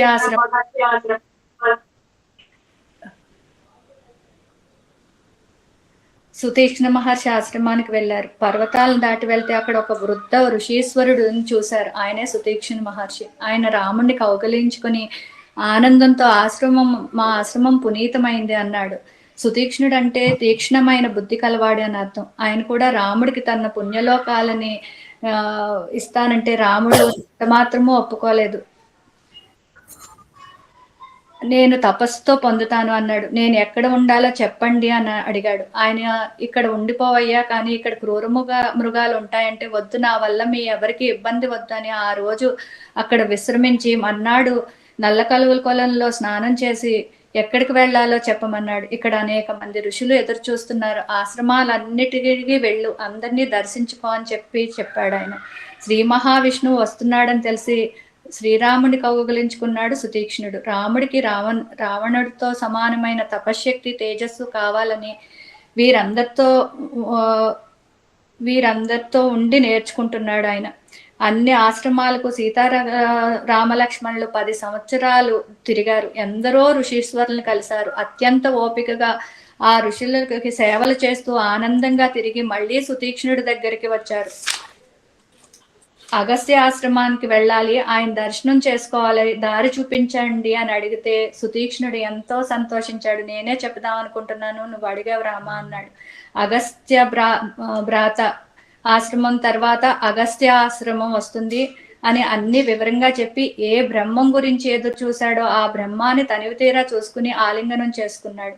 వీరు ముగ్గురు బయలుదేరారు. సీతమ్మ అమ్మపదలో బాణం, ధనుసు శుభ్రం చేసి ఇచ్చింది. ఎప్పుడూ రాముడే తీసుకునేవాడు. అప్పుడు ఎందుకు సీతమ్మ ఇచ్చింది అంటే సీతమ్మ అవతార కార్యంగా గుర్తు చేస్తోంది రాముడికి. ఆవిడ అయోనిజ. ఆవిడ స్పర్శతో ఆయనకి అమ్మవారు ఇచ్చింది. యుద్ధం చేయించిన అన్ని అమ్మవారే. మెల్లిగా సంభాషణ మొదలుపెట్టింది. నువ్వు ధర్మం కోసం నిలబడ్డావు, ధర్మం కాకుండా ఏమీ చేయవు. దీన్ని జాగ్రత్తగా పాటించాలంటే అబద్ధం ఆడటం, పరస్త్రీ వ్యామోహం, అకారణ హింస ఇవేమీ ఉండకూడదు. నువ్వు అబద్ధం ఎలాగో ఆడవు, పరస్త్రీ వ్యామోహం లేదని నేనే చెప్తున్నాను. కానీ నాకెందుకో నువ్వు ఈ అకారణ హింస వైపు మొగ్గుతున్నావు అని అనిపిస్తుంది. ఋషులకు రక్షణార్థం మాటిస్తున్నావు. క్రూర మృగాలను, రాక్షసులను అటు వెళ్తే మట్టు పెట్టాలి, మనకు అది వద్దు అని అంది. ఒక ఋషికి లోకాలను జయించే శక్తి వస్తోందని పంపి మారువేషంలో ఖడ్గం తెచ్చిచ్చి జాగ్రత్తగా రాముడు చెప్తున్నాడు ఈ కథ. ఒక ఋషికి లోకాలను జయించే లక్ష్మణుడితో చెప్తున్నాడు. ఒక ఋషికి లోకాలను జయించే శక్తి వస్తోందని పంపి మారువేషంలో ఖడ్గం తెచ్చి ఇచ్చి జాగ్రత్తగా కాపాడమన్నాడు. ఆయన మధ్య మధ్యలో దాన్ని కాపాడటం కోసం కళ్ళు తెరిచి ధ్యాసంతా దాని మీదే పెట్టుకున్నాడు. మర్నాడు దర్బలు తేవాలంటే దీన్ని ఎవరైనా తీసేస్తారేమో అని దానికి కూడా పట్టుకుని వెళ్ళి నెమ్మదిగా దాన్ని వాడటం అలవాటు చేసుకుని మొదట్లో ఆకులు అలములు కోయటం మొదలుపెట్టి నెమ్మదిగా దాన్ని హింసక వాడటం మొదలుపెట్టాడు. ఆయుధాలు చేతిలో ఉంటే ఏం జరుగుతుందో చెప్తున్నా కూడా అవసరమైనప్పుడు వాడదాం, ఇప్పుడు ముని వృత్తిలో ఉన్నామని గుర్తు చేసింది ఆవిడ. ఈ యుద్ధాలు మనకెందుకు అంది. రాముడు నవ్వి, జనకపుత్రి, ఇంత చక్కగా నువ్వే మాట్లాడగలవు. దండకారణ్యంలో మునులు వేరే వారికి శరణు ఇవ్వగలరు, కానీ వారు నన్ను అడుగుతున్నారు. వారు అడగక ముందే రక్షించాలి. నేను ఋషి వృత్తిలో లేను, వనవాస దీక్షలో మాత్రమే ఉన్నానని చెప్పాడు. నువ్వే అంటావు ఆర్తులను రక్షించాలని, ధర్మాన్ని రక్షించాలి, మాట తప్పను. నిన్ను లక్ష్మణుడిని విడిచి పెడతాను, కానీ ధర్మాన్ని వదలను. అమ్మవారు అన్ని రాముడికి మంత్రిలా చెప్పింది. ఆయన శాంతంగా విని సమాధానం ఇచ్చారు. సూర్యాస్త సమయానికి ఒక సరస్సు కనిపించి అందులోంచి నృత్యము వీణ వాయిస్తున్నట్టు వినిపించింది వారికి. అక్కడ మాండకర్ణి అనే ఋషి ఎన్నో సంవత్సరాలు తపస్సు చేస్తుంటే 5 అప్సరసుల్ని పంపాడు. ఆ ఋషి 5 పెళ్ళాడి ఒక గృహం ఆ సరస్సు అడుగును ఏర్పరిచి అందులో ఉంటున్నారు. అంటే ఇంద్రియాలకు ఆ ఋషి లొంగిపోయాడని అర్థం. తపశ్శక్తిని కోల్పోయాడు. వీరు ఇవన్నీ ఇంద్రియ నిగ్రహంతో కోల్పోతే ఏమవుతుందో తెలుసుకుంటున్నారు. దక్షిణం వైపు వెళ్లారు. అగస్త్యుని సోదరుని ఆశ్రమంలో ఆ రాత్రి గడిపారు. ఆయన అనుమతితో ముందుకు వెళ్లారు. అక్కడ నుంచి సాధు పురుషులు ఆహ్లాదకరమైన వాతావరణం మొదలైంది. అగస్త్యాశ్రమం కనిపిస్తోంది. దేవతలు వస్తారు ఆయన దర్శనార్థం. ఎన్నో దేవతా విమానాలు వస్తున్నాయి. రాముడు లక్ష్మణుడికి కథలుగా అగస్త్యుని గురించి చెప్తున్నాడు. దక్షిణం వైపు వింధ్య పర్వతం ఉండేది. అది అంతులేనంత ఎత్తు పెరిగింది. అటు ఇటు వెళ్ళటానికి చాలా కష్టంగా ఉండేది. అగస్త్యునికి వారి బాధ చెప్పుకున్నారు. అగస్త్యుడు వింధ్య పర్వతం దగ్గరికి రాగానే వింధ్య పర్వతం చిన్నగా వంగి ఆయనకి నమస్కరించింది. ఆయన, నేను వచ్చే వరకు నువ్వు ఇలాగే ఉండు అని అడగగా అలాగే ఉండిపోయింది. అక్కడ పార్వతీ పరమేశ్వరు కళ్యాణానికి ఋషులందరూ ఆ వైపు వచ్చేసరికి అటువైపు వంగిపోయింది. అగస్త్యుడొక్కడు రెండో వైపు ఉండేసరికి సమానమైంది. ఇదంతా రాముడు లక్ష్మణుడికి చెప్తున్నాడు. ఒకసారి 2 రాక్షసులు వాతాపి, ఇల్వలుడు అని ఉండేవారు. వాతాపికి ఒక వరం ఉండేది, ఎన్ని ముక్కలైనా అతుక్కుపోగలడు. ఇల్వలుడు వాతాపిని జంతువు కింద మార్చి మునుల దగ్గరికి వెళ్ళి మా ఇంటిలో శ్రాద్ధం ఉంది, భోక్తగా రండి అని ఆహ్వానిస్తే వాళ్ళు వెళ్ళగా వాతాపిని ముక్కలుగా చేసి వారికి మాంసం రూపంలో భోజనం పెట్టేవాడు. వారు తినగానే వాతాపి బయటకు రా అనగానే వాతాపి బయటకు వచ్చేవాడు. వాళ్ళు పొట్ట పగిలి బయటకు వచ్చేవాడు. ఈ విషయం వారికి హాస్యంగా అలవాటయ్యింది. ఈ విషయం అగస్త్యుడికి తెలిసి వారి దగ్గరికి భోక్తుడిగా వెళ్ళాడు. ఆయన తినగానే జీర్ణం వాతాపి జీర్ణం అన్నాడు. వాతాపి వచ్చేయని ఇల్వలుడు పిలిస్తే రాలేదు. విషయం తెలుసుకుని అగస్త్యుడిని చంపటానికి వస్తే ఇల్వలుడిని భస్మం చేసేశాడు అగస్త్యుడు. అగస్త్యుని భార్య లోపాముద్ర. ఇది అమ్మవారి నామం. క్షత్రియ కన్య ఆవిడ. ఏరి కోరి పెళ్లి చేసుకున్నాడు. మహాపతివ్రత. ఈయన దగ్గర అన్ని నేర్చుకుంది. ఋగ్వేదంలో ఆయన రాసినప్పుడు ఆవిడ సహకరించింది. అమ్మవారి ఆరాధనతో ఉపాసిస్తే గౌరీదేవి ప్రత్యక్షమై తన మంత్రాన్ని ఇచ్చింది ఆవిడికి. ఆవిడ ఒక విద్యలా అందరికీ పంచింది. లలితాదేవికి లోపాముద్ర అంటే చాలా ఇష్టం. 12 విద్యలలో ఒక ఆమె ఈ లోపాముద్ర. హయగ్రీవ స్వామి ప్రత్యక్షమైనప్పుడు అగస్త్యుడు అమ్మవారి నామాలను కోరాడు. లలితా సహస్రాన్ని అడిగాడు. హయగ్రీవుడు అమ్మవారి అనుమతితో అగస్త్యుడికి రహస్యనామాలను చెప్పాడు. అక్కడికి అలాంటి ప్రదేశానికి అక్కడికి రాముడు వచ్చి లక్ష్మణుడితో శిష్యుడి చేత కౌరు పెట్టారు వీరు వచ్చినట్టు. సీతారామ లక్ష్మణులు వచ్చారని తెలిసేసరికి వేగంగా వచ్చాడు అగస్త్యుడు. ఆయన తేజస్సును చూస్తూ రాముడు పాదాభివందనం చేశాడు. అతిథి సత్కారాలు చేసి అగస్త్యుడు అగ్ని కార్యం పూర్తి చేసి వారికి ఆతిథ్యం ఇచ్చాడు. రాముడు వచ్చాడంటే శ్రీమన్నారాయణుడే వచ్చాడని అగస్త్యుడికి తెలుసు. నువ్వు ప్రియమైన అతిథివి అని పూలతో పూజించాడు. రాత్రి విశ్రాంతి తర్వాత మీరెక్కడ ఉండమంటే అక్కడికి అన్నాడు రాముడు. ముందు అగస్త్యుడు కూడా ఇక్కడే ఉండు అని కోరాడు, కానీ రాముడు ఒప్పుకోలేదు. సీతమ్మని జాగ్రత్తగా చూసుకో, కష్టపెట్టకు, ఆవిడ అడిగిందల్లా ఇవ్వు అని చెప్పాడు. విష్ణు ధనుస్సుని రాముడికి ఇచ్చాడు. అదే ఇది వరలో పరశురాముడు ఇవ్వగా వర్ణుడికి ఇచ్చిన ధనుస్సు. ఎప్పటికీ తరగని 2 బాణాలను ఇచ్చాడు. 2 కత్తులు, ఇవి మీ దగ్గర ఉంచండి అని ఇచ్చాడు. అవి అగస్త్యుని చేత ఇవ్వబడాలి కాబట్టి అందుకే అక్కడికి వచ్చారు వీరు. పంచవటి స్థలం ఉంది, అక్కడ ఉండండి అని చెప్పాడు. ఇక్కడే ఉంటే సీతాపహరణం జరగదని ఆయనకి తెలుసు. పంచవటి నిర్మానుష్యంగా ఉంటుంది. రావణాసురుడు రావాలి, సీతాపహరణం జరగాలి. రావణ వధ సాధ్యం కాదు సీతాపహరణం జరగకపోతే, అందుకని పంచవటికి పంపాడు. నారాయణుడిగా రాముడిని అగస్త్యుడు దర్శించుకున్నాడు. మానవుడిగా ఉండి అగస్త్యుడిని దర్శించుకున్నాడు శ్రీరాముడు. ఆయుధాలను రామలక్ష్మణులు సీతాదేవితో కలిసి పంచవటికి బయలుదేరారు. దక్షిణామూర్తిగా ఉంటాడు స్వామి. ఈ రూపాన్ని ధ్యానిస్తే చాలు మనకు సర్వకాల సర్వావస్థలయందు రక్షణ లభిస్తుంది. బాగుంది, చాలా బాగుంది శుభ. ఒకటే చిన్న కరెక్షన్ ఏంటంటే, ఈ ఋషి చెప్పండి అమ్మా. ఋషికి ఆయన ఒక ఖడ్గం ఇచ్చి ఈ ఖడ్గం జాగ్రత్తగా ఉంచు అని చెప్తారు. కథ ఉంది కదా. అవునమ్మా, అది సీతమ్మ చెప్తుంది రాముడికి. అవునమ్మా, ఇప్పుడు చెప్తా ఉంటే ఫ్లోలో ఒక్కోసారి ఏంటంటే చిన్న చిన్న వర్డ్స్ మిస్ అయిపోతానమ్మా. చెప్పేశాక అర్థమైంది నేను చేసిన తప్పు. తర్వాత అక్కడే రాసేసుకున్నాను, చెప్తా ఉండగానే రాసేసుకున్నాను. ఇదంతా పర్ఫెక్ట్, చాలా బాగుంది. నమస్తే ఆంటీ. చెప్పమ్మా దుర్గా. బాగా చెప్పేశారు పూర్తి రామాయణం. అప్పుడే చాలా చాలా బాగుంది. మొత్తం మళ్ళా రివిజన్ కూడా అయిపోయింది. ఎలా ఉన్నారండి? బాగుంది ఆంటీ. ఇది జీర్ణం మాతాపి జీర్ణం ఉంది కదా, పిల్లలతో మనం చిన్నప్పుడు చేస్తాం. అది నాకు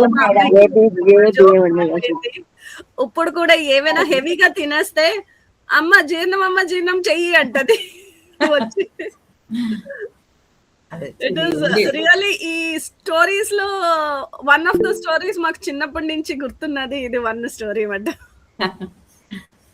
చాలా బాగుందండి, థ్యాంక్ యూ. చెప్పమ్మా శ్రీదేవి. నమస్తే వల్లి గారు. నేను అదే రామాయణం గురించి ఇది చదువుతుంటే ఎక్కడో ఒకటి విన్నాను. సీతాదేవి రావణాసురుడి కూతురు అన్న కాన్సెప్ట్ ఎక్కడో వినిపించింది నాకు.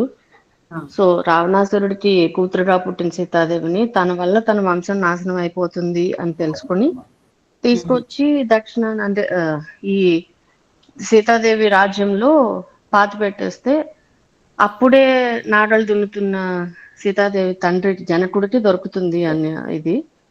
దానివల్లే కూతురు అంత కష్టపడుతుంది అని తను తీసుకొచ్చి తన దగ్గర ఉంచుకుని ఈ కథంతా దాని వల్ల జరిగింది అని. అది నిజమంటారా? లేదు అంటే ఇప్పుడు మనకైతే ఇంతవరకు ఏమీ రాలేదు. నేను మీకు చెప్పాను, మనకు కొన్ని ప్రశ్నలు ఉద్భవిస్తూ ఉంటాయి రామాయణంలో. ఎక్కడ మనకు వాల్మీకి మహర్షి వాటికి సమాధానాలు ఇవ్వడు. చివరికి ఆయన ఒక అధ్యాయం ఉత్తరాఖండలో కొన్నిటికి సమాధానాలు ఇస్తాడు. బహుశా అక్కడ దొరుకుతుందేమో చూద్దాం. నాకు తెలిసినంత వరకు లేదండి. అంటే మనకి కేవలం అమ్మవారు మనకి ఆయనకి దొరికినట్టే ఉంది, కానీ అది ముందర అది తర్వాత కొన్ని చెప్పాను కదా. తులసి రామాయణంలో ఒకలా రాస్తారు, తర్వాత వచ్చిన వేరే రామాయణంలో వేరేగా ఊహించుకుని రాసుంటారు. అలా వచ్చి ఉంటుంది. వాల్మీకి రామాయణంలో అయితే ఇంతవరకు ఎక్కడా లేదు. అది అలా చెప్పారు అని చెప్పి తెలిసింది. అది ఎవరో అన్నారు అన్నమాట, ఇలా ఇది ఒక స్టోరీ ఉంది ఇలాగా.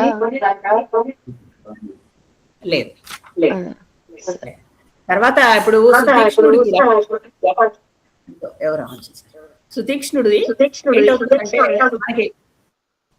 సుతీక్ష్ణుడు రాముడు అక్కడికి వెళతాడు. అక్కడి నుంచి ఆయన అగస్త్యుడి ఆశ్రమానికి వెళ్ళమని చెప్తాడు. మనకి తులసి రామాయణంలో ఏం రాశారంటే అగస్త్యుడి శిష్యుడు సుతీక్ష్ణుడు. అందుకని అగస్త్యుడు చెప్పాడు, మీరేమో అక్కడికి వస్తే కనుక రాముడు నా దగ్గరికి పంపించు అని అగస్త్యుడు చెప్తే ఆయన గురువు ఆదేశ ప్రకారం పంపించాడు అంటూ తులసి రామాయణంలో రాశారు. కానీ వాల్మీకి రామాయణంలో ఎక్కడ రాయలేదు. అసలు అలాంటి సందర్భం కూడా లేదు ఇందులో. కేవలం ఆయన అక్కడికి మార్గం చూపించాడు అని రాశారు అంతే. కాబట్టి ఇదేమీ లేదండి.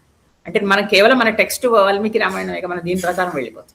మారాయండి రామాయణాలు, కథలు మారుతూ ఉంటాయి. అంటే ఎన్ని వేల సంవత్సరాలు అయిపోయింది కాబట్టి తర్వాత కొద్దిగా మారుతూ ఉంటుంది. కానీ ఇక్కడ మాత్రం ఏమీ లేదు.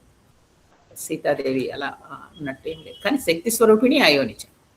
కానీ అదే ఈ లాజికల్ గా అది ఎందుకునో కరెక్టేనేమో అనిపించింది. రావణ బ్రహ్మ లాంటి అతను ఒక అమ్మాయి కోసం ఇలాంటి ఆలోచన రావటం అనేది చాలా విచిత్రంగా ఉంటుంది ఎప్పుడు నాకు. అవును, అవును.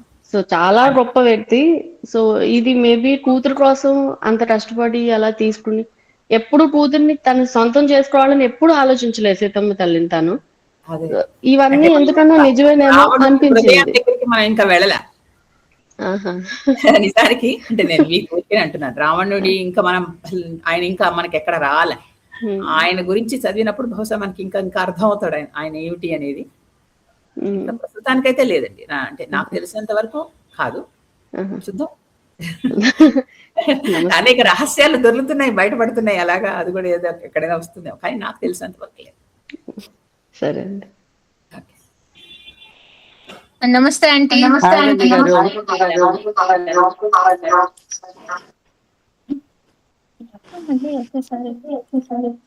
హాయ్ వల్లి గారు. అయ్యో అది ఎక్కువ వస్తుంది. హలో వల్లి గారు, చెప్పమ్మా. మన వాతాపి జీర్ణం అంటాం కదా, వాళ్ళ నార్తులు అగస్త్య ముని అంటారు. అవునా? నేను కూడా ముందు అర్థం కాలేదు నాకు. అంటే నువ్వు అగస్త్య ముని అయిపోవనేమో, మనమేమో వాతాపి జీర్ణం అంటాము. బాగుంది, అది చాలా బాగుంది. చూడు, నువ్వు అలాగే చూడు, అంటే నిన్ను చూస్తానికి వస్తుంది. ఏదమ్మా లోపాముద్ర గురించి ఇంత వివరంగా నాకు ఎప్పుడు తెలియదు. అసలు ఎంత ఇదిగా అనిపించిందో అమ్మా. అసలు లలిత మా వారు ఇది అంతా చెప్తా ఉంటే రాస్తే వింటం మిస్ అయిపోతానమ్మా అనిపించేసింది. అంత అలా అనిపించింది వాళ్ళ. నామం గుర్తుందా మీకు? లోపాముద్ర నామం? అవునమ్మా. లోపాముద్రార్చిత లీలాకృత బ్రహ్మాండం అంటే అమ్మవారికి 12 మంది అత్యంత గొప్ప భక్తులు ఉన్నారు. ఆ భక్తుల్లో లోపాముద్ర. అందులో చెప్పాను కదా, ఆవిడ మెచ్చిన భక్తురాలు, అందుకని ఆవిడ నామం ఉండి తీరాలి అని చెప్పింది. ఆవిడ వసిన్యాది వాగ్దేవతలు లలితా సహస్రనామం నామం రాయడానికి అమ్మవారిని అడిగారు, అమ్మ మాకు ఆ శక్తిని నువ్వే ఇవ్వాలి, లేకపోతే మేము రాయలేము నీ గురించి. అయితే అమ్మవారు సరే అంటే వసిన్యాది వాగ్దేవతలు వాళ్ళు రాయడం మొదలెడుతుంటే అప్పుడు మాత్రం చెప్పింది, లోపాముద్ర గురించి ఒక నామం ఉండాలి సుమా అంటే భక్తురాల గురించి అమ్మవారు ఎంత తాపత్రయపడుతుందో చూడండి. అది ఆవిడ అమ్మవారి గొప్పతనం. అంటే ఇప్పుడు చదువుతా ఉంటే విలువలు తెలుస్తాయమ్మా, అర్థం తెలిసాక. అదే అమ్మా. అంటే అంతకు ముందు ఏదో నామం చదివిన లోపాముద్ర అలా చదివేశాక, ఇప్పుడు అలా కాదు, తెలుసుకుని చదువుతున్నట్టు అనిపిస్తుంది. అంటే అగస్త్య ముని ఆయన బ్రహ్మచారి కాదన్నమాట. కాదు, లోపాముద్రార్చిత ఆయన భార్య. తెలీదు, తెలుసుకున్నాను ఇప్పుడే. అమ్మా సీత, నమస్తే ఆంటీ. చాలా బాగుందమ్మా. సీతారాముల సంభాషణ చాలా బాగుంది. మైక్స్ ఆఫ్ చేస్తే అందరూ మైక్స్ ఆన్ లో ఉంచారు. జానకి గారు మీరు ఆఫ్ చేయాలి. సీతారాముల సంభాషణ చాలా బాగుందమ్మా. సీతాదేవి, మీరు మీరు సత్యవాక్య పాలకులు, మీరు ఏకపత్ని వ్రతులు, ఇంకా మీరు కానీ ఇప్పుడు అకారణ హింస వైపు మొగ్గుతున్నారు అంటూ ఈ మాండకర్ణి అనే ఋషి గురించి చెప్పడం, ఆయన ఇంద్రియలోలుడే ఈ కథ అంతా చెప్తూ ఉంటే చాలా బాగుంది కదా. అంటే ఇంద్రియలోలుడైపోయి అతను తపశక్తి అంతా పోగొట్టుకుంటాడు కదా. అందుకే మనం కూడా ఇలాంటి ఇంద్రియాలకు లోనవుతూ ఉంటే ఇలాగే మనం కూడా పరమాత్మకు దూరం అయిపోతాం అని చెప్పి దాంట్లోంచి ఒక సత్యం అర్థమైంది. చాలా బాగా చెప్పారు. ఏంటంటే భార్య కాస్త స్వతంత్రం ఉండేది చూడమ్మా. ఆవిడ ఎక్కడైనా సరే తప్పు కనిపిస్తే వెంటనే వెళ్ళి చెప్పేసేది, ఇది తప్పు, ఇలా చేయకూడదు అని. ఆ స్వతంత్రం మనకి ఎప్పుడు మన భారతదేశంలో మనకి ఆడవాళ్ళకు ఉంది స్వతంత్రం. నిజానికి మిగతా మన పాశ్చాత్య దేశాల్లో చూస్తే లేదు, వాళ్ళకి ఇంత ఎవరు పైకి రాలేదు. మనకి చూడండి ఇప్పుడు ఫైనాన్స్ మినిస్టర్ అందరూ ఆడవాళ్ళు. లేడీస్ మనకి అంతా చాలా ఇంపార్టెన్స్ ఉంటుంది. అంతలాగా చెప్పింది ఆవిడ చక్కగా ధైర్యంగా, నువ్వు రాముడితో నువ్వు చేస్తుంది తప్పు అని. రాముడు కూడా అంతే, ఏమీ రాముడు అనలేదు. కూడా జనకపుత్రి అని చెప్పి ఎంత చక్కగా ఎంత చక్కగా మాట్లాడగలరు అంటూ ఎంత చక్కగా ఆయన కూడా సంభాషణ కూడా చాలా చక్కగా చెప్పారు మీరు. చాలా సున్నితంగా చాలా బాగుంది, మృదు మధురంగా ఉంది నాకైతే, ఎంత చక్కగా చెప్పారు. థ్యాంక్ యూ అమ్మా, ధన్యవాదాలు. ఆంటీ చెప్పమ్మా. హలో చెప్పు జానకి. ఆంటీ, మరి ఏమంటారంటే ఇప్పుడు ఋషులు అడిగారు కదా మమ్మల్ని రక్షించమని అని, అవును. అప్పుడు మరి వీళ్ళు యుద్ధం చేయరా రాక్షసులతో? ఎవరు? రామలక్ష్మణులు ఇంకా ఎదురుపడలేదు అప్పటి వరకు. వాగ్దానం చేశాడు. ఈ 10 ఏళ్ళు ఆయన ఋషుల ఆశ్రమాలే తిరిగాడు. ఋషుల ఆశ్రమాలు అంత లోపలి వరకు ఆయనకి ఎక్కడ రాక్షసులు తటస్థపడలేదు. ఎదురుకుండా పడితే అప్పుడు చంపుతాడు ఆయన. అంటే ఎదురు పడలేదని, ఎందుకంటే ఈ రామాయణంలో అట్లా చూపించారు కదా వాళ్ళు ఆల్రెడీ యుద్ధం చేశారు అని. ఎక్కడ లేదు. ఈ ఆయన 10 ఏళ్ళు ప్రశాంతంగా హాయిగా గడిపాడు. ఓకే. సీతారాములు ప్రశాంతంగా జీవితం ఇక్కడ గడిపారు. ఎక్కడ వాళ్ళకి అంటే ఎంతసేపు వాళ్ళకి ఇష్టమైనట్టు ముని వృత్తిలో గడిపారు. కేవలం మీరు చెప్పండి. ఒక లైన్ లో చెప్పేశారు, ఇన్ని సంవత్సరాలు గడిచిపోయాయి. 10 సంవత్సరాలని జస్ట్ ఒక లైన్ లో అన్నమాట. ఓకే. ఇంకోటి మరి అగస్త్య ముని హైట్ షార్ట్ ఉన్నదని కూడా ఏదో స్టోరీ ఉన్నది కదా అండి. కొంచెం పొట్టిగా ఉంటారు అంటారు. అదొక పెద్ద ఇది కాదు. అంటే ఆయన అంత అలా డ్వార్ఫ్ లాగా కాదండి, పొట్టిగా ఉండేవారు కొద్దిగా అని అంటారు. అది మనకి తెలియదు, ఒక భ్రమ, ఊహ. అంటే నహుషుడు కూడా తన్నుతాడు కదా షార్ట్ వల్ల దానికి అని ఆయన్ని. మిగతా ఋషులంతా బలిష్టంగా అలా పొడుగ్గా ఉంటారు, ఆయన కొద్దిగా పొట్టిగా ఉంటారు. సో నహుషుడు అని ఆయన సప్త ఋషుల వాహనం మీద వెళ్ళాలని ఆయనకు ఒక కోరిక, అదొక పెద్ద కోరిక వస్తుంది. అందరూ తన పల్లకి మొయ్యాలి అని అందరూ మోస్తున్నప్పుడు ఎగుడు దిగుడు అవుతుంది. ఈయన కొంచెం పొట్టిగా ఉంటారు, అంత పొడుగ్గా ఉంటారు వెళ్ళాలి, అప్పుడు ఎగుడు దిగుడు అవుతుంది. అందువల్ల మరీ పొట్టిగా అలా ఉంటారు. ఓకే. ఆయన హైట్ గురించి ఇంకేం లేదనమాట, అదొకటే. Okay aunty. ఆంటీ, ఇంకొక డౌట్ ఉన్నది, అది ఫ్యూచర్ లో వస్తుంది అనుకుంటా. నిన్న ఆతిర ఏదో రీల్స్ ఏదో చూస్తున్నది ఇన్స్టాలో, తన నన్ను అడిగింది. నేను అన్నాను నేను ఆంటీని అడిగి క్లారిఫై చేస్తానని. ఇప్పుడు లక్ష్మణ్ రేఖ గీసి ఉంటది, రావణాసురుడు సీతని తీసుకెళ్ళడానికి చెయ్యదరికి పెడతాడు. సో తనకి డౌట్ ఏమొచ్చిందంటే ఆ రీల్ లో చూపెట్టారు లక్ష్మణ్ రేఖ క్రాస్ చేయాలంటే ఫైర్ వస్తది.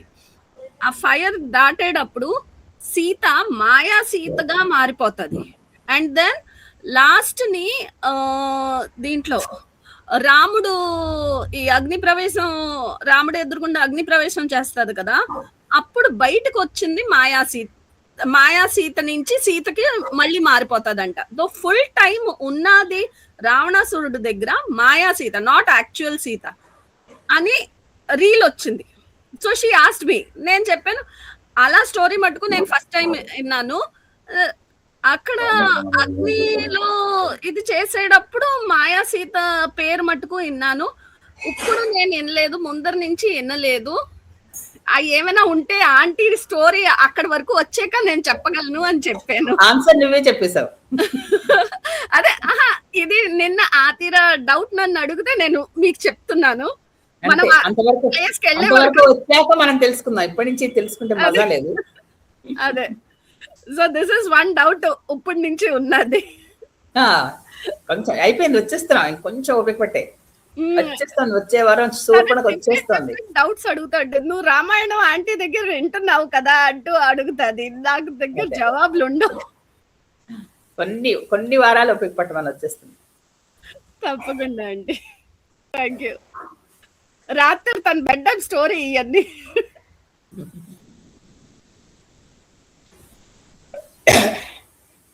నమస్తే అమ్మా. నమస్తే అమ్మా, ఎలా ఉన్నారు ఆర్తి? బాగున్నా అండి. ఒక్కొక్క పాత్రలోకి తీసుకెళ్లిపోతున్నారు మమ్మల్ని. కూడా చాలా బాగుంది, చాలా బాగుంటుందమ్మా. ఒక్కొక్క ఇంతలా ఎప్పుడు విపులంగా వినలేదు ఒక్కొక్కళ్ళ గురించి. చాలా లీనమైపోతున్నాం. థ్యాంక్ యూ సో మచ్ అమ్మా.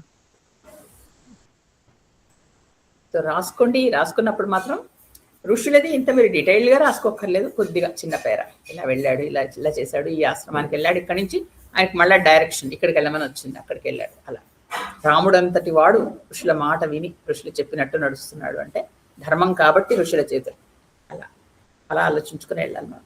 కాబట్టి అందరినీ కాపాడి లోకక్షేమం కోసం ప్రయత్నించే ఋషులు రాముడిని శరణు వేడారు.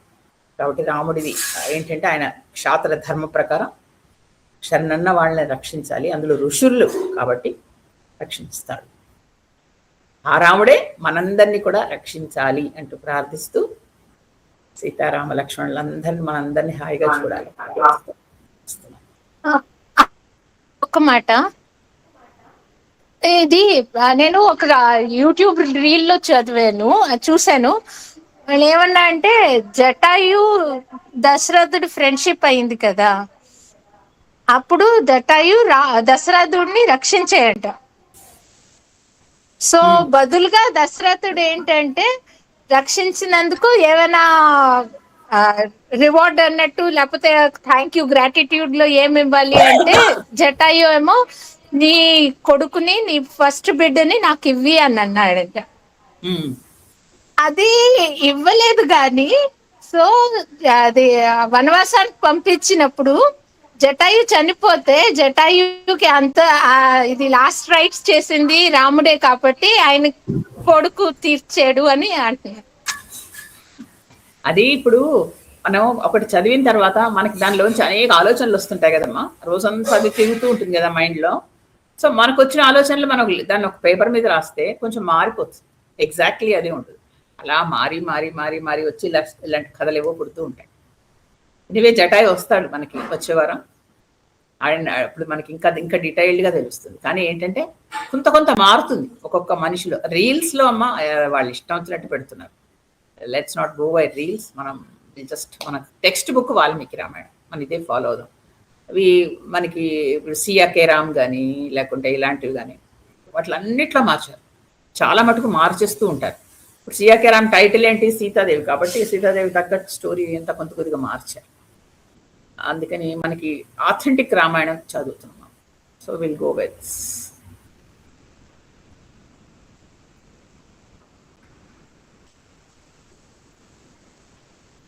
ఓకే అమ్మా, నమస్కారం. వచ్చే వారం కలుద్దాం. జై శ్రీరామ్.